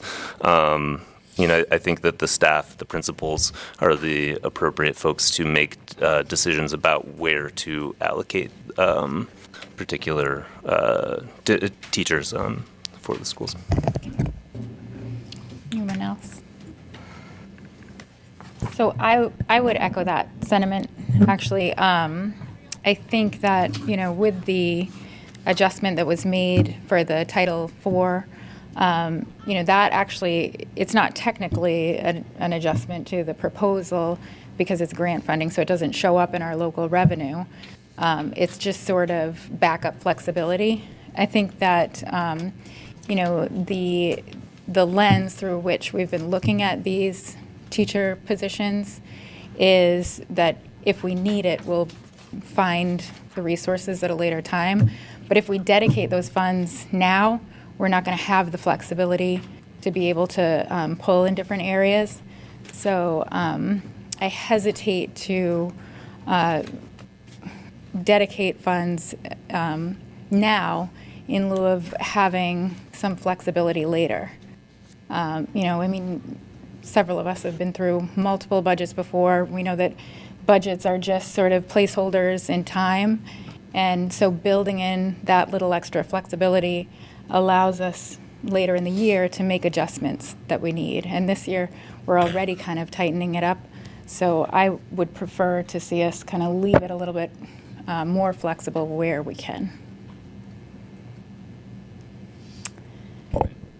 And so I just want to make clear that I wasn't looking to touch the $60,000 that's been set aside. It was to address the student allocation, the board contingency, so that there would be some flexibility still if there were issues in other elementary schools.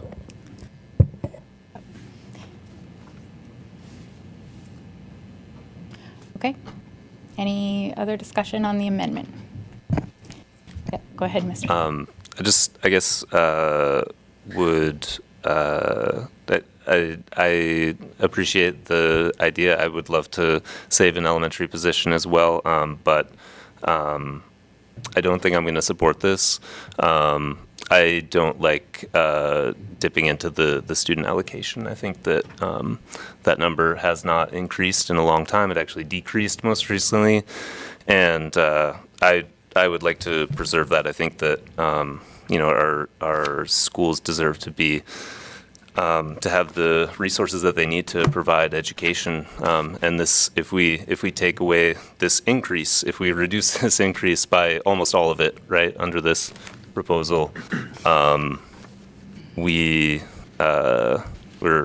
I don't know. I mean, I guess this is the way that all of these cuts or these proposals are going to go tonight. It's hurting one place, but I would like to maintain a significant increase in the student allocation.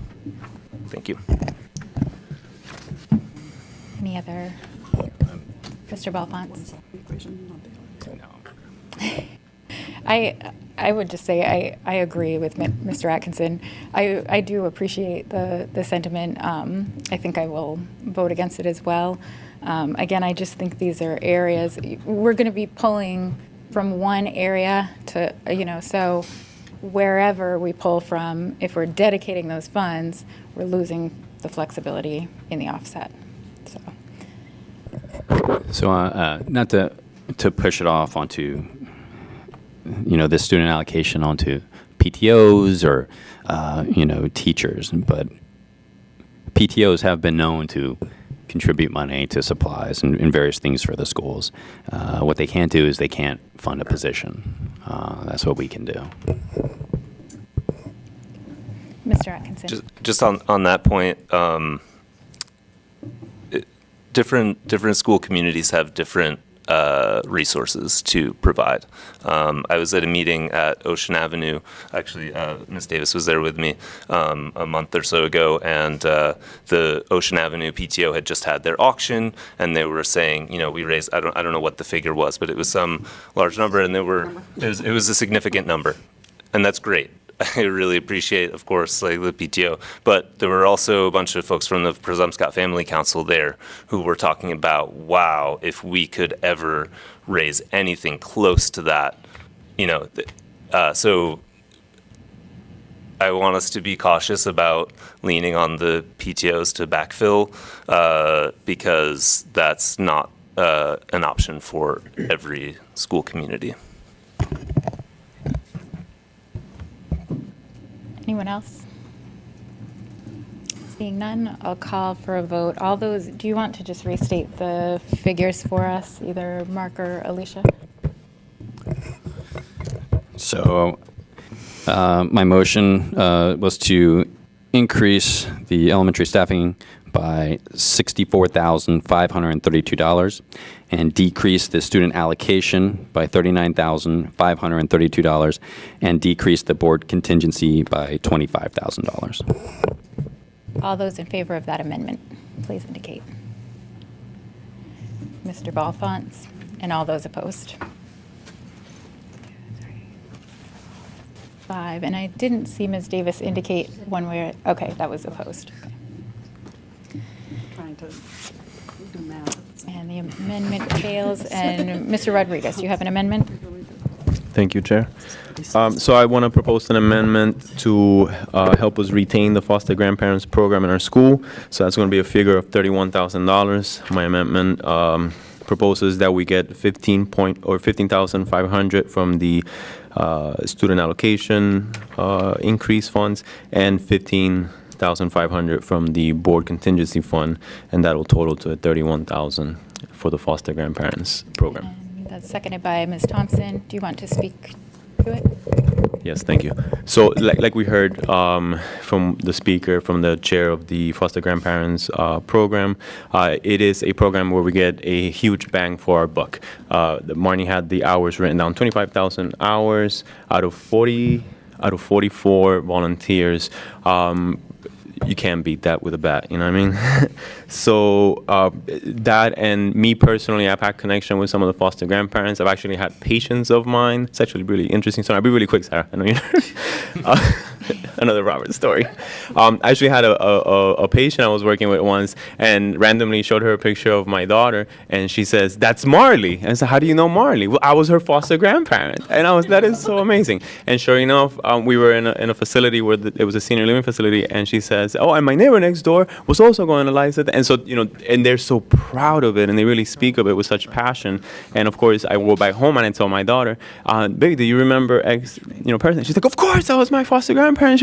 And she just lit up, right? And so I know personally that they themselves, the volunteers, benefit from it. I know that our students benefit from it. And to hear the speakers tonight and my colleagues speak to it just makes me feel like that is something I want to fight to retain.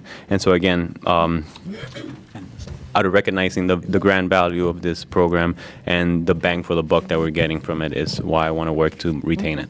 Thank you. Ms. Thompson. I would concur with Mr. Rodriguez. I think that even my daughter, who's 19 and out of school, you can ask her who a foster Grammy was, and she could tell you right through elementary school. And I think that by us making that reduction, it also puts them in jeopardy for other federal funding. So this I would fully support adding back in, because I do think that we also talk about the whole child, and we talk about the connection to an adult. And also, again, seeing firsthand the connection that is needed between the elderly and our young people. So I do support that as well. Thank you. Anyone else?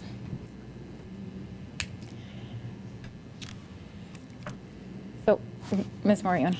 I concur. I will fully support this, and I also think the more we can even grow it, considering we have, in our community, possibly more people that want to volunteer. We don't hear a lot of advertising about this program that I know of, and I would love to see it double or even triple. I mean, I know we could use the support. So that's where I would like to see this. Yeah. I'm wondering if the superintendent might have any thoughts on this amendment. I mean, it is not a part of my recommendations because, again, I do believe that we can fundraise for this position, and we can't fundraise for school contingency, for school allocation. So,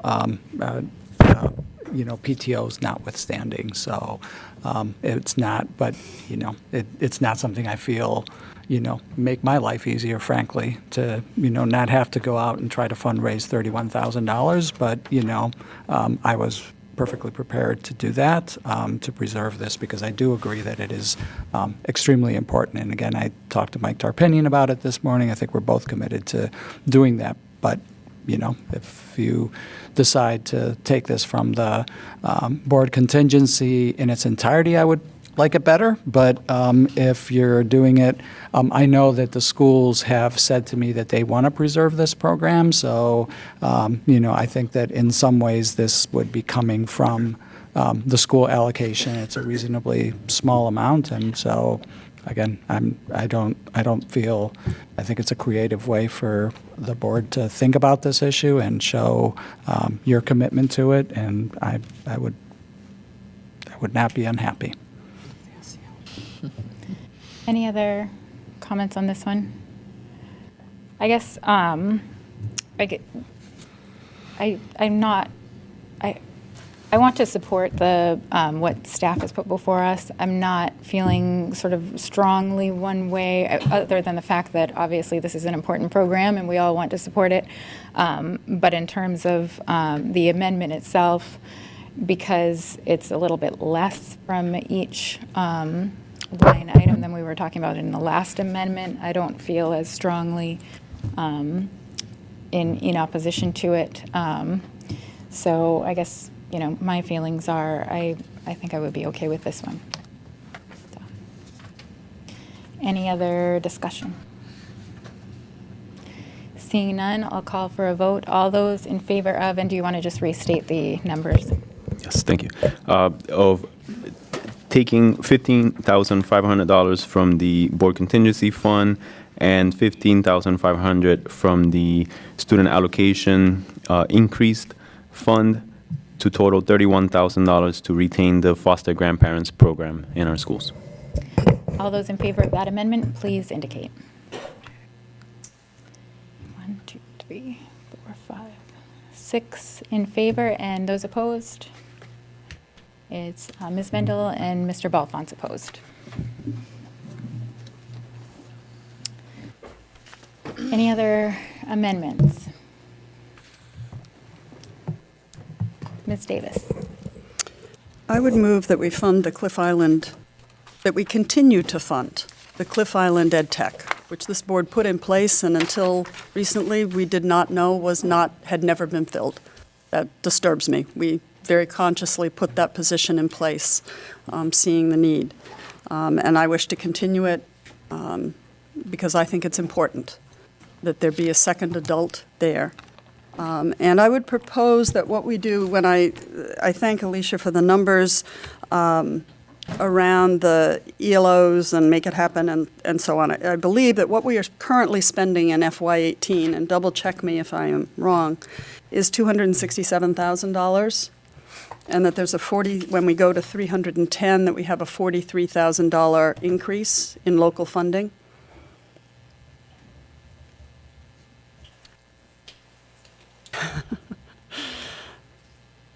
So what, can you just say one more time what that was? That the local funding that we had, you said there was 167 of local, 90 local, and 10,000 in local, which would come to 267 in FY18. So we are currently spending $267,000 of local funds on these positions. Correct. And that in the year FY18, what is proposed is 310.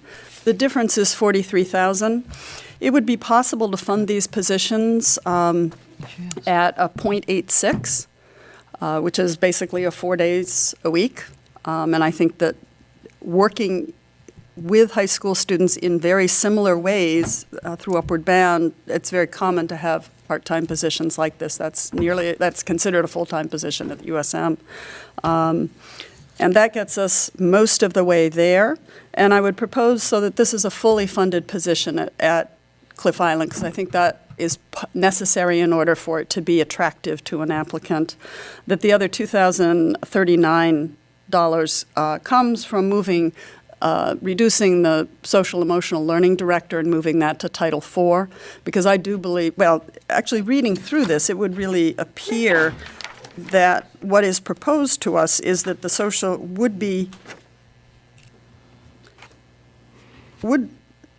the half of that cost is $61,000, and it almost appears as though the $61,000 that's now being held over here for teachers, and I guess the other half is on the grant. So, okay, I'm getting it. But that I would reduce that $61,320 by 2039 so that we had a fully funded ed tech at Cliff Island as we have thought we had this year. Sarah, second. Ms. Mendel. Can I ask a clarifying question? Sure. So just so that we are very clear what the proposal is, could you just outline the numbers and then also what you're proposing to offset it? Because I understand. It was a little, I was trying to figure something out. Doing numbers on the fly is messy like this and difficult, so we're all going to have to bear with each other.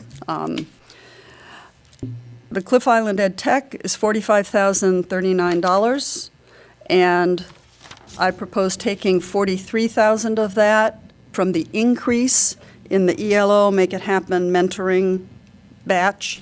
So reducing that to the currently funded amount of $267,000, and taking the additional $2,039 from the local share of the social emotional learning director. Is that clear?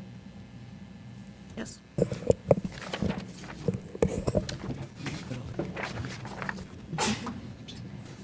Discussion on this, Ms. Morioni? Thanks, Laurie. So, just for clarification, so you're saying under the Extended Learning Opportunities Coordinator dollar amount, the whole thing with Make It Happen, the mentoring coordinators, the Extended Learning Opportunity, all of that, reducing it by How much? Reducing the increase. So currently, right now, we're spending $267,000 in local funding. So what I'm proposing is maintaining that expenditure of local funding and taking the proposed increase and shifting it instead to maintain the currently funded position, the currently funded ed tech position at Cliff Island. I'm so just wanting to be clear that what I am shifting an increase to cover a cut. So the way that we would accomplish this is by taking those 1.0 FTEs and making them 0.86 FTEs. That essentially works out the dollars. You certainly could have the option to come up with some other time allotment. When you looked at it, you might have some be full-time and maybe some are 0.8. I mean, I would trust staff to do that. So some may be 5-day positions, some might be 4-day. I think we can probably accomplish much of the same work with that time. But so I'm not tying it to the 8.6. That would be staff work to figure out how you wanted to allocate it within those positions and across those schools. Because remember, we have the population at Portland is quite different at the moment than at Deering, so they might want to look at that. Whether you need it full-time at Portland or stuff, but that's professional judgment. I appreciate you offering that. I can't support it. Of all the things that I have talked with Javier and staff about in terms of maintaining, in terms of working hard to keep as well as invest more in, is around this. Because not only have I seen the Make It Happen, the extending learning opportunities, has made such a difference that I honestly am been so pleased that it's been preserved. And I understand the benefit of adding the ed tech, but in terms of the offset of how many kids it's impacting between our two high schools and the number of students those programs impact compared to an ed tech and at Cliff Island, I'm sorry, but I won't be able to support it. But thank you. Mr. Rodriguez. Thank you. So thank you, Ms. Davis, for proposing this. When the board voted to add that ed tech position, I wasn't a board member at that time, but I was one of these. I was attending board meetings very regularly at that point, and I remember the Cliff Island folks coming out and strongly supporting and advocating for that position. I remember very well being impressed by the numbers in which they showed up and the passion that they brought.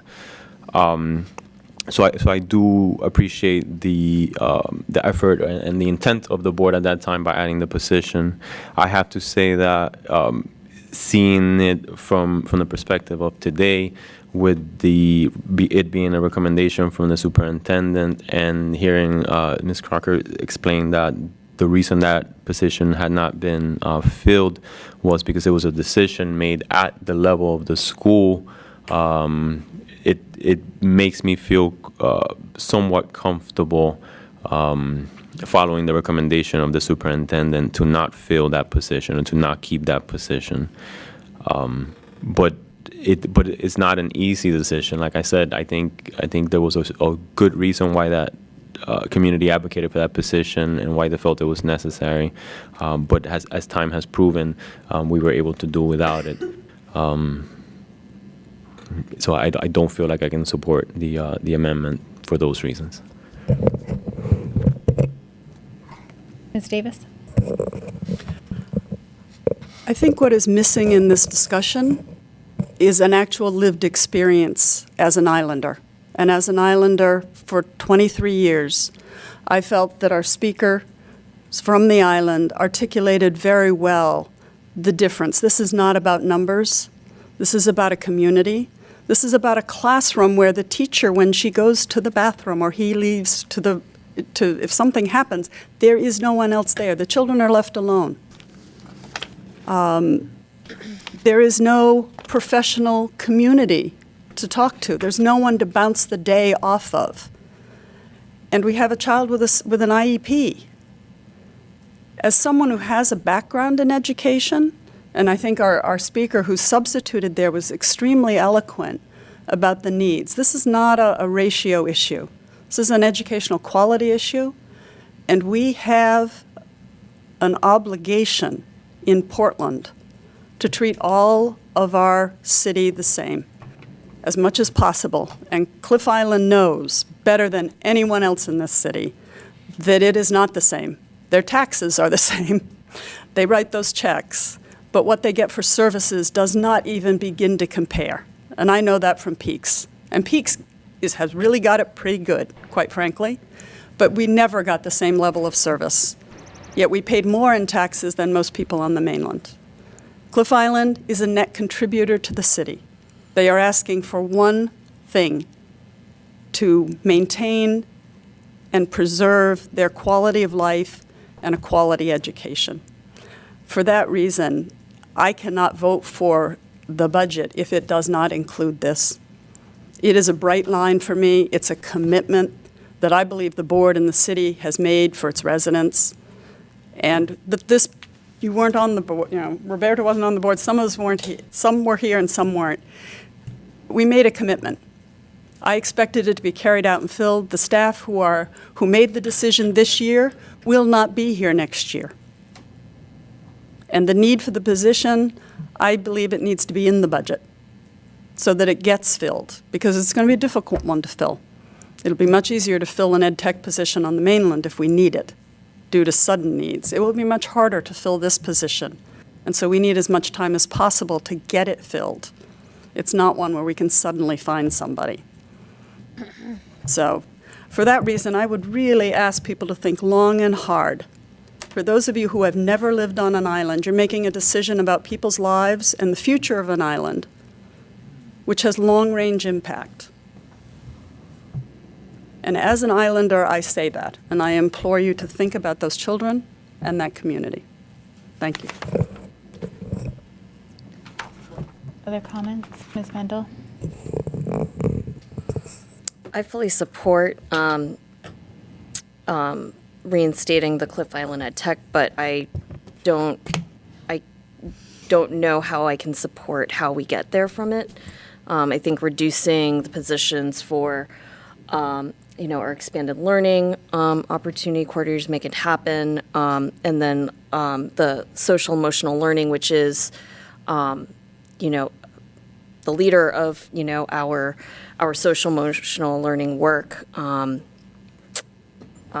doesn't seem to me the path forward to get there. I would have preferred if we had gone through and looked at reinstating it through the student contingency, the student fund, and then the board contingency. And I'm wondering, you're open to that? Okay. Would we be able to make a motion to amend the? You can do, if you were the seconder to the Yes. motion, so if you're both okay with it, you can just do it as a friendly amendment. So it would just be coming up with the number of. So those are the same two lines that we've already reduced. Yeah, I just.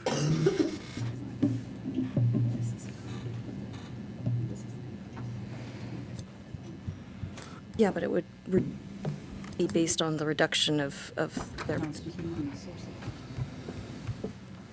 All of it?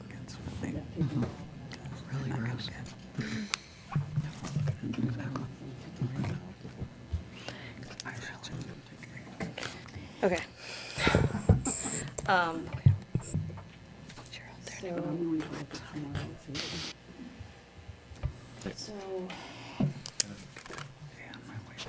Mr. Rodriguez? Just to remind that that's what's left from the board contingency after the last amendment. Right. I think they're looking at that now.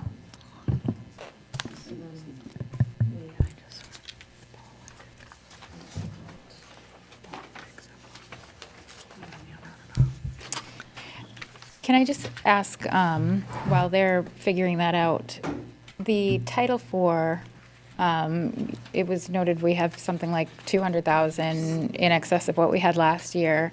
We're proposing holding on to 64,000 of it as just sort of a reserve to be able to fund half of the social emotional director. the rest of it, is there a reason why we don't feel comfortable proposing to hold on to more of it for perhaps offsetting the extended learning opportunity coordinators? Yes, we don't necessarily know that that is an allowable expense under that program. For starters, we also have significant needs in professional development around social emotional learning and things along those lines that we need to figure out how to fund. You know, our cultural competency work as a district, one of our strategies under our goals is not funded, and so that is a source for that, for continuing to do some of the social emotional learning work and professional development support associated with that. So there are lots of different needs within the district that fall within the allowable use of that fund. And again, we just formally received notice today that we had that money, and so we have not been able to, to do the deep level work to determine whether that's possible. So I don't feel comfortable. We felt comfortable, came forward with 60,000 out of that, but going beyond that at this point, we're not comfortable. Okay.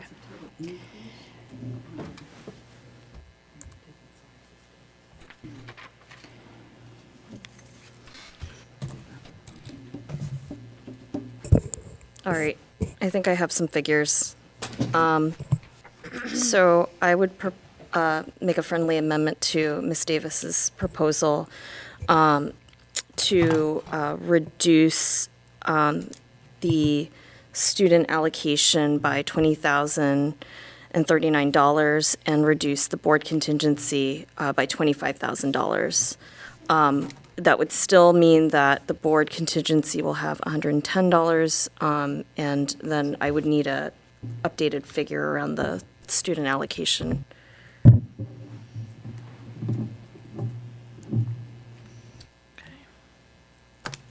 It would leave it at 127.5. So can you say one more time what your amendment to the student allocation would be? 20,000. 20,039. 20,039. 20039. Yes. Okay. So that would leave the increase to the student allocation at $107,000 over last year, and your other one was contingency. Mm-hmm. I thought there was a $43,000 increase in the student allocation. But we already used. We already 15. took some from Right. it, so we just Is took it 15, and this is So if you take 15.5, Plus. you have 100 and, okay. Yep. okay. That's it. Following. And then the board contingency was what? I'm sorry. 25,000. Okay. Does everybody have those figures? And then the board contingency would be 109,500. What was the reduction there? What was the board contingency reduction? 25,000. 25. So 25. No. This was 25 came from the student allocation. 20,000, both 39. It was So that covers the entire. 20,000 from student allocation, 25,000 from board contingency, 20,039 from student allocation, from school allocation. So that's net neutral. Yeah. Net neutral just changes the sources. And I did want to speak to this item. Okay. And I think that one, somebody who's been supportive of island schools, who knows the value, who knows the importance of retaining island communities, not only are we facing a situation which, we have not been able to fill a position, but we also have, a teaching position that we, that is, currently, that is now vacant. And so for me, I think that, thinking about the staffing, thinking about the importance of of hiring the right person and having the right team. Like, I want to give, our district the most flexibility, and I want us to make sure that we are committed to, educating, our island students, offering comparable services to those that are, on the mainland. I think we should also retain that commitment that we had years ago when this was again on the chopping block. So I just ask my colleagues to consider that again for this round. Other discussion?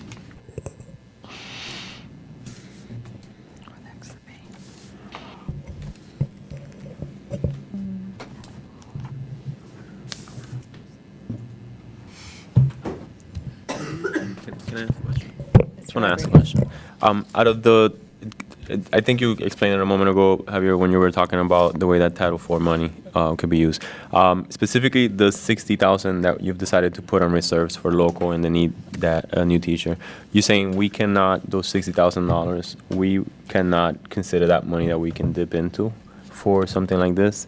I'm looking to offset the reductions to the board allocation, student allocation and board contingency with some of the $60,000 that we've put aside, which I know kind of limits us in what we can do to But get it. that is put aside to support class adjustments that might occur later. Yeah.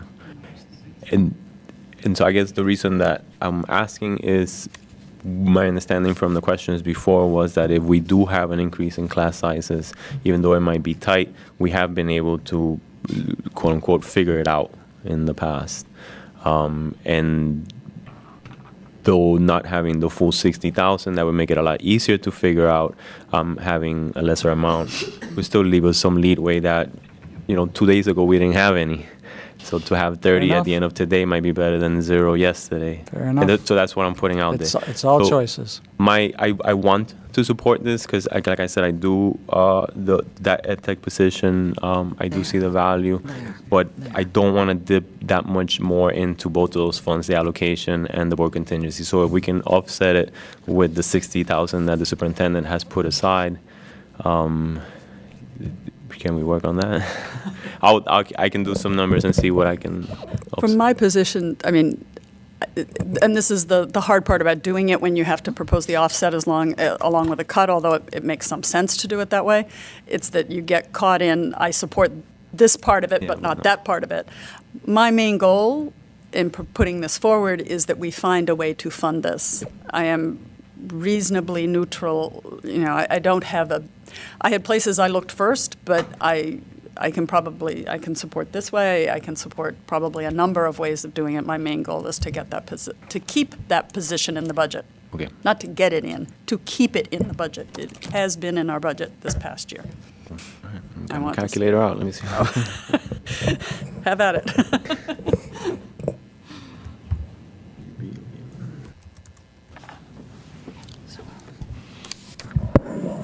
So are you looking to basically dedicate, so what you would effectively, the amendment that you're working on currently would effectively take 40 or something like 40,000 from the locally funded Director of Social Emotional Learning?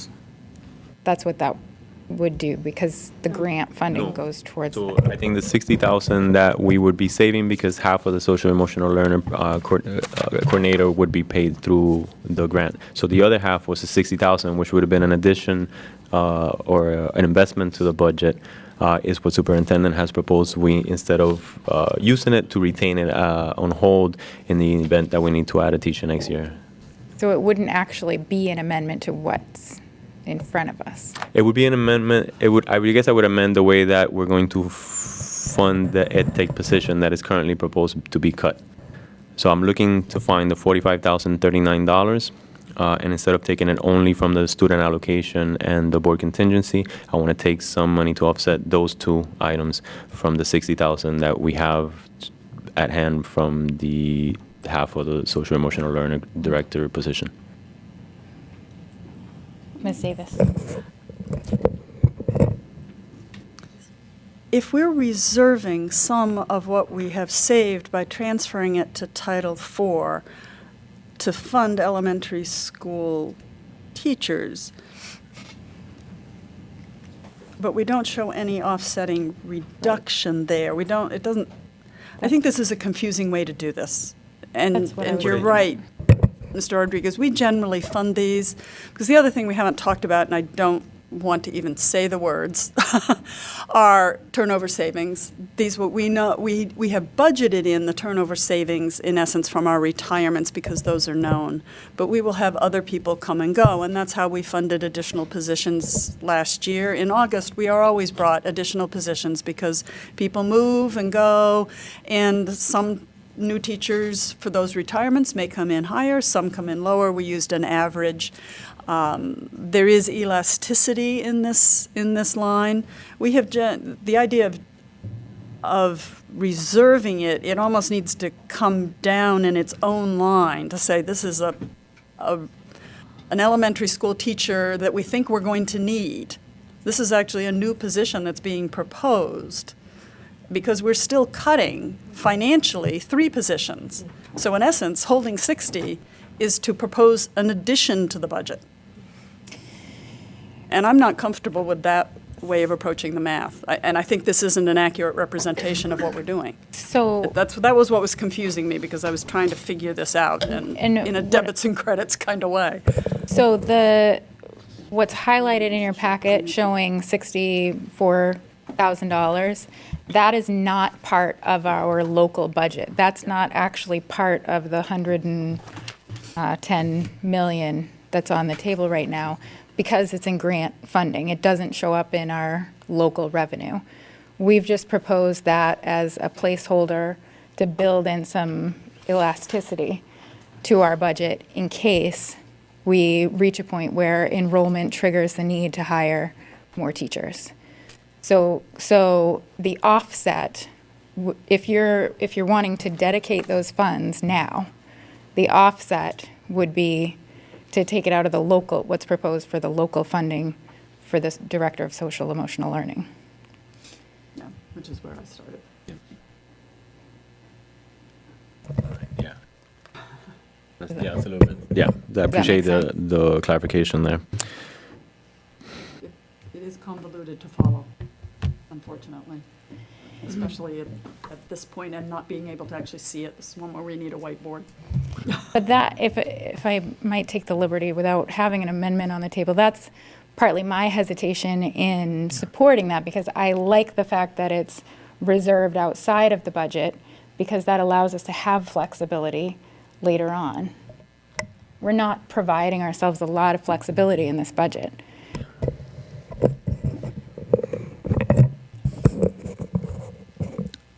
So, what's that? Well, do we have an amendment on the table? Right now, I think it's still the... It's the friendly amendment. Okay. There was no alternates proposed. Okay. Sorry, I should use them. So does anyone want to speak to that? That's taking it out of the 2, the board contingency and the per student. Does anybody want to speak to that? As I said before, I'm fine with this, and I won't give another impassioned speech. Folks who've lived on the island feel so forgotten so much of the time. You literally will see maps of Portland that don't include the islands. We feel like an afterthought. And so without getting emotional again, I am fine with the friendly amendment. I think that we can work this out. I think or with any other friendly amendment, I just want to see it funded.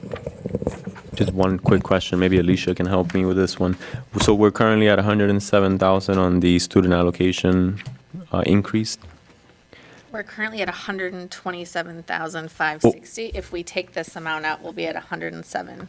What does that equal to a per student spending?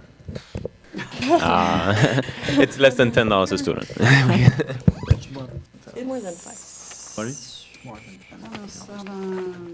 61. That's a very convoluted formula with 3 separate things. So, essentially, we've taken... You still have 75% of the increase. It's about another $5-ish off the top of each one. Ms. Morioni? So just as we were treating the elementary school teachers, I treat this more in my mind as just another ed tech. So if you just look at ed techs across the whole district, it's just like saying, okay, we're cutting at one ed tech from the ed tech, the pool of ed techs. So I know that we don't have this in front of us, but I'm just wondering, are there any schools that we have, I hate to even say this, but overcapacity of ed techs, or rather any school that could potentially, we could move an ed tech position to this position and reduce it from a school that may already have a pretty adequate, I know it's never flush, and I'm just wondering, like, is there an ability to offset it by any of our other schools so that we're not, I can't go there. I can't cut any more on contingency. I can't cut any more on student allocation. I'm sorry, but that's why I'm just seeing if there's any potential to, just as we would move teachers around, can we potentially move an ed tech from another school? Not at this point. I think that we do not have the information that we would need to make those decisions, so I would not feel comfortable saying that we would reduce an ed tech somewhere else at this point, because I don't know that we have can. very few regular instruction ed techs throughout the district. They're mostly dedicated to special ed and our ELL students. And again, you saw when we looked at the data around our FTE over the years that ed tech is the category that has taken the biggest hit. So it's not a place where we have a ton of ed techs that are just floating around that we can reallocate. Another follow-up question to that is, if we have a student at Cliff that it requires an IEP and that it would be deemed needed in that IEP to have an ed tech, it's mandated that we actually fund an ed tech and find that ed tech. So I'm not going to nitpick around these other positions, because if it's needed, we would have to do it, period. That's correct. So I'm not going to vote to cut anything else on these other lines, because if there is an IEP and there's a student in need, we have to do it. And we'd have to find it. So I'm just going to rely on that mandate. Is that correct? That's correct. Okay. Anyone else? I'm where Ms. Morioni is on this. I guess I am kind of looking at it through the overall impact on students in our district. And part of the thing for me is we don't have it now. So the places that we're, we have the dollars now, but we're looking at a budget that we have to reduce. And we have to make very difficult choices about where we prioritize funding, and to fund something that's not currently filled when the impact would affect more students if it were allocated differently. I think that, we've heard our school leaders speak to the need for the per student funding. I think that's been well spoken for, and I didn't support the last motion that dipped this far into this line. I think I've kind of maxed out on my tolerance for pulling from these two particular lines, because again, we need the flexibility. So. Any other discussion on this? Seeing none, I would call for a vote. All those in favor of the amendment, want to state the figures again. So the amendment would increase the ed tech by $45,039 and would reduce board contingency by $25,000 and the student allocation by $20,039. All those in favor of that amendment, please indicate. Ms. Davis and Ms. Bendel, all those opposed? That's 5 opposed. Okay, so we're back to the main motion at this point. Are there any other amendments?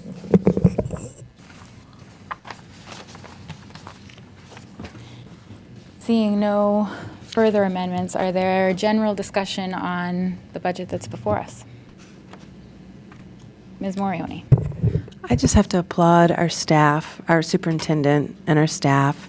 This has been one of the hardest I've seen, where I just want to echo some of our community members in that I really do appreciate all your hard work and getting us to this point. These were not easy, but it would have been so much worse. And all of your, the questions you've answered along the way by board members and by community members, I just applaud all your efforts around this, and I really do appreciate it. It's not, we always have to have trade-offs, and we never leave where everybody's 100% happy. We never can do that, and that's unfortunate. It really is. But at the end of the day, I'm happy to know that we've mostly preserved as best we could the direct impact to the majority of our students is really important to me. So thank you for all your hard work. Mr. Rodriguez. It's the same thing. I want to thank the staff, superintendent, everyone for all the work. This has been, incredibly challenging and frustrating at times. It's, I'm not going to go very long into it, surprisingly, but just a really sincere real sincere thank you from you guys. I think I've learned a lot about myself as a school board member through this process, and kind of realign some of my priorities and some of the things that I think I need to continue to advocate for. And I think we're all, unfortunately, we're all anticipating next year's budget to be a challenging one as well. And if anything, this has been good training for us, so to speak. And we've all gained a wealth of information that should prepare us for next year. And I think we've, as part of this learning exercise, we've put some things in motion to anticipate a challenging budget again next year. And I fully expect the collaborative work of this board and city council and the community in the next few months with some of the items that we've discussed. And, we'll see you guys again in a couple of weeks. Thank you. Mr. Atkinson. I also want to express my appreciation for staff and for all of the hard work that's gone in, and also to my fellow board members. But in particular, I want to mention the public who has really stepped up to the plate and gotten involved and gotten engaged at all stages of this process. So thank you to all of you. I know that I probably didn't vote the way that you wanted to on everything tonight or throughout the process, but that doesn't mean that that I wasn't listening, and that we weren't all listening and taking your feedback and advice under consideration. It's been a difficult situation that we're in, I think. Yes, it's a difficult situation that we're in. And we had some tough choices to make, and I appreciate that that you may not be happy with everything that we've decided to do, but I thank you for being part of the process. Just the same. Thank you. Their comments? I would echo the thank you to staff. I know it has been a very arduous process for everybody involved. I do hope that the public supports this budget. We've worked very, very hard to minimize the impact. I think we've come to the best place that we could, and we've certainly put in the hours and the deliberation that required a budget which is well crafted and reflective of our community. So I hope that the public is able to support it. I recognize that it would be a challenge for the district, I think, to have to do this again in another month. So with that, unless anybody else has any thoughts, I would call for a vote. Ms. Davis. I have one further amendment, if I may. Okay. And this comes out of trying to get to a point in the budget that I feel like I can support it. And I appreciate the patience of my colleagues. I know that I have asked a lot of questions. And in fact, someone said after the last meeting, you asked more questions than anyone else. And I reflected on that and thought about why. And I'm an educator.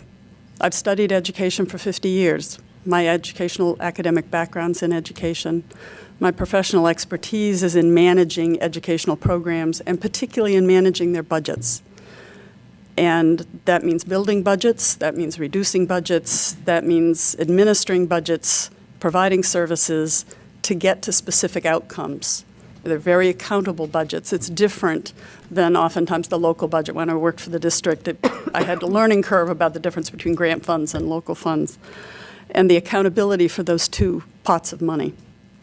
And the third is the lens of experience. I have a lived experience with this district, both professionally and through my own 3 children who are graduates of this school, of Portland Public Schools, and are far enough out for us to be able to look back and see the education in a way that you cannot while you are in it or you've recently graduated.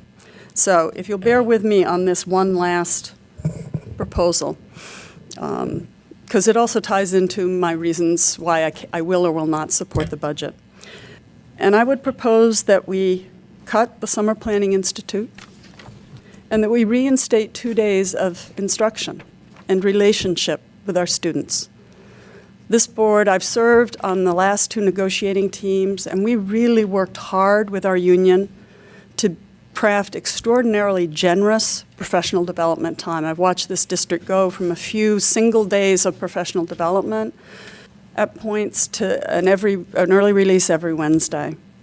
We built that in to our contract. And the other piece we built in because the board believed, and I still believe, that the thing that moves achievement is time between the student and the teacher.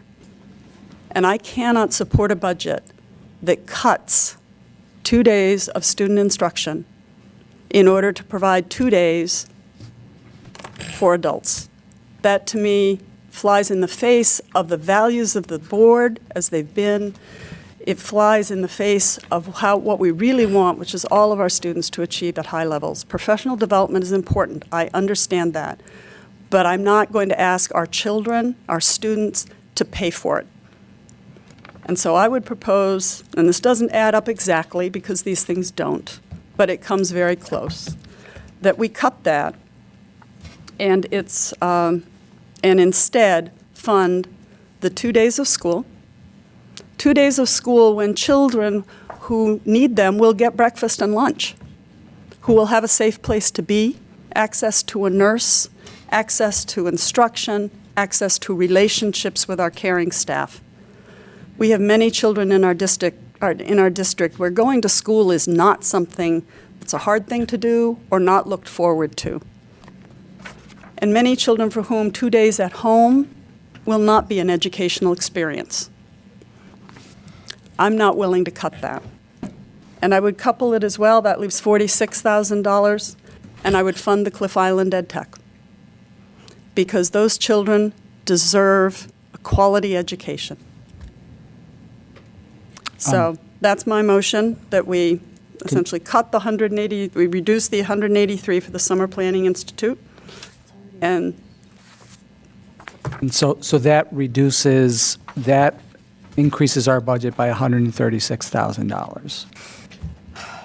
The Summer Planning Institute is already out. Oh, I'm sorry.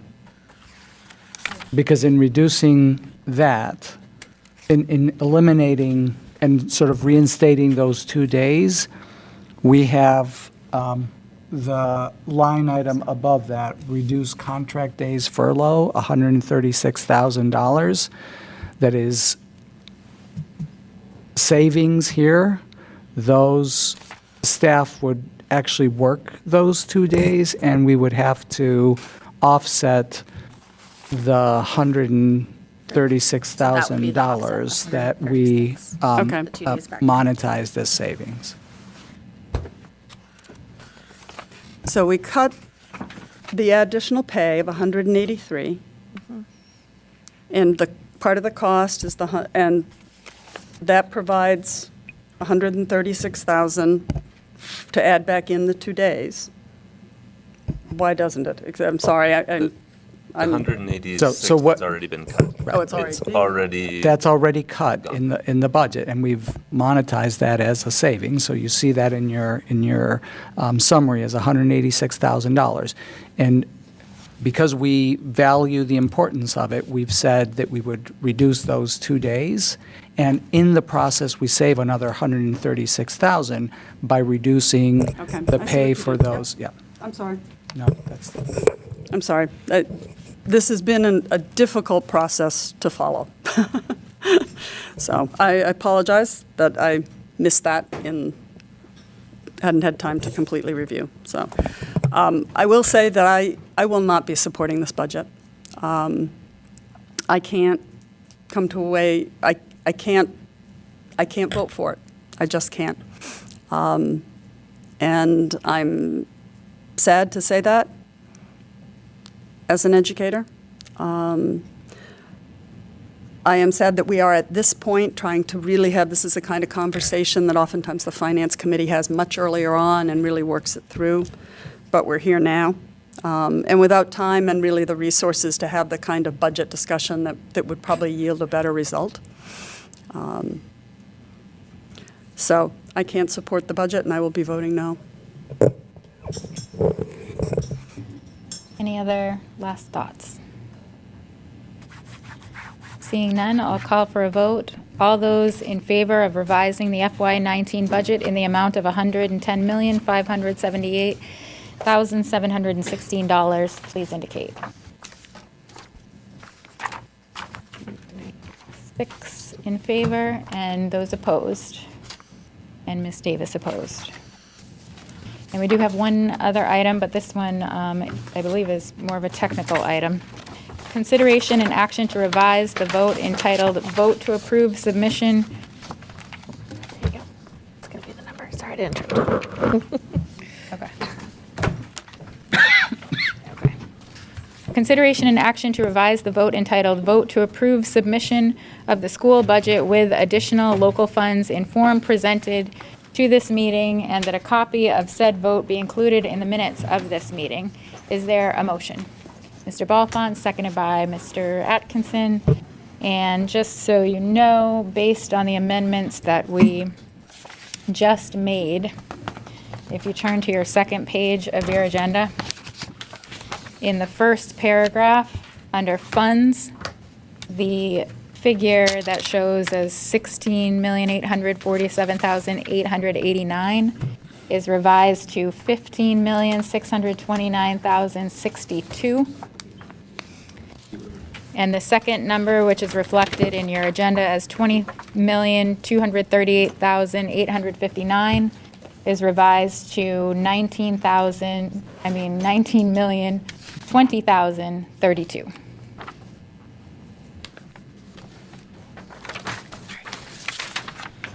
And would staff like to speak to this motion?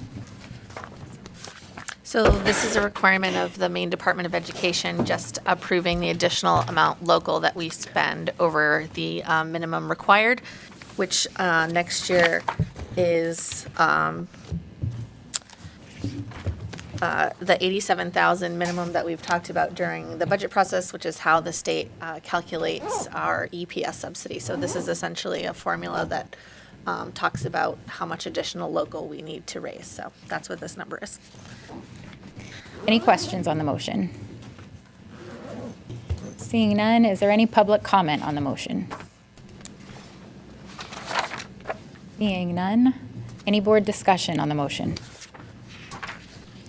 Seeing none, I'll call for a vote. All those in favor of revising the vote entitled Vote to Approve Submission of the School Budget with Additional Local Funds in form presented to this meeting, and that a copy of said vote be included in the minutes of this meeting, please indicate. That's 6 in favor and Ms. Davis opposed. And we have no other business items this evening. Would the board entertain additional public comment at this time? Okay. So where it is before the hour of 10 o'clock, I would invite public comment on any items not on this evening's agenda. Good evening. My name is David Hopkinson of 9 Grafton Street. I'm so close to not being on the agenda, I think I'll get away with it.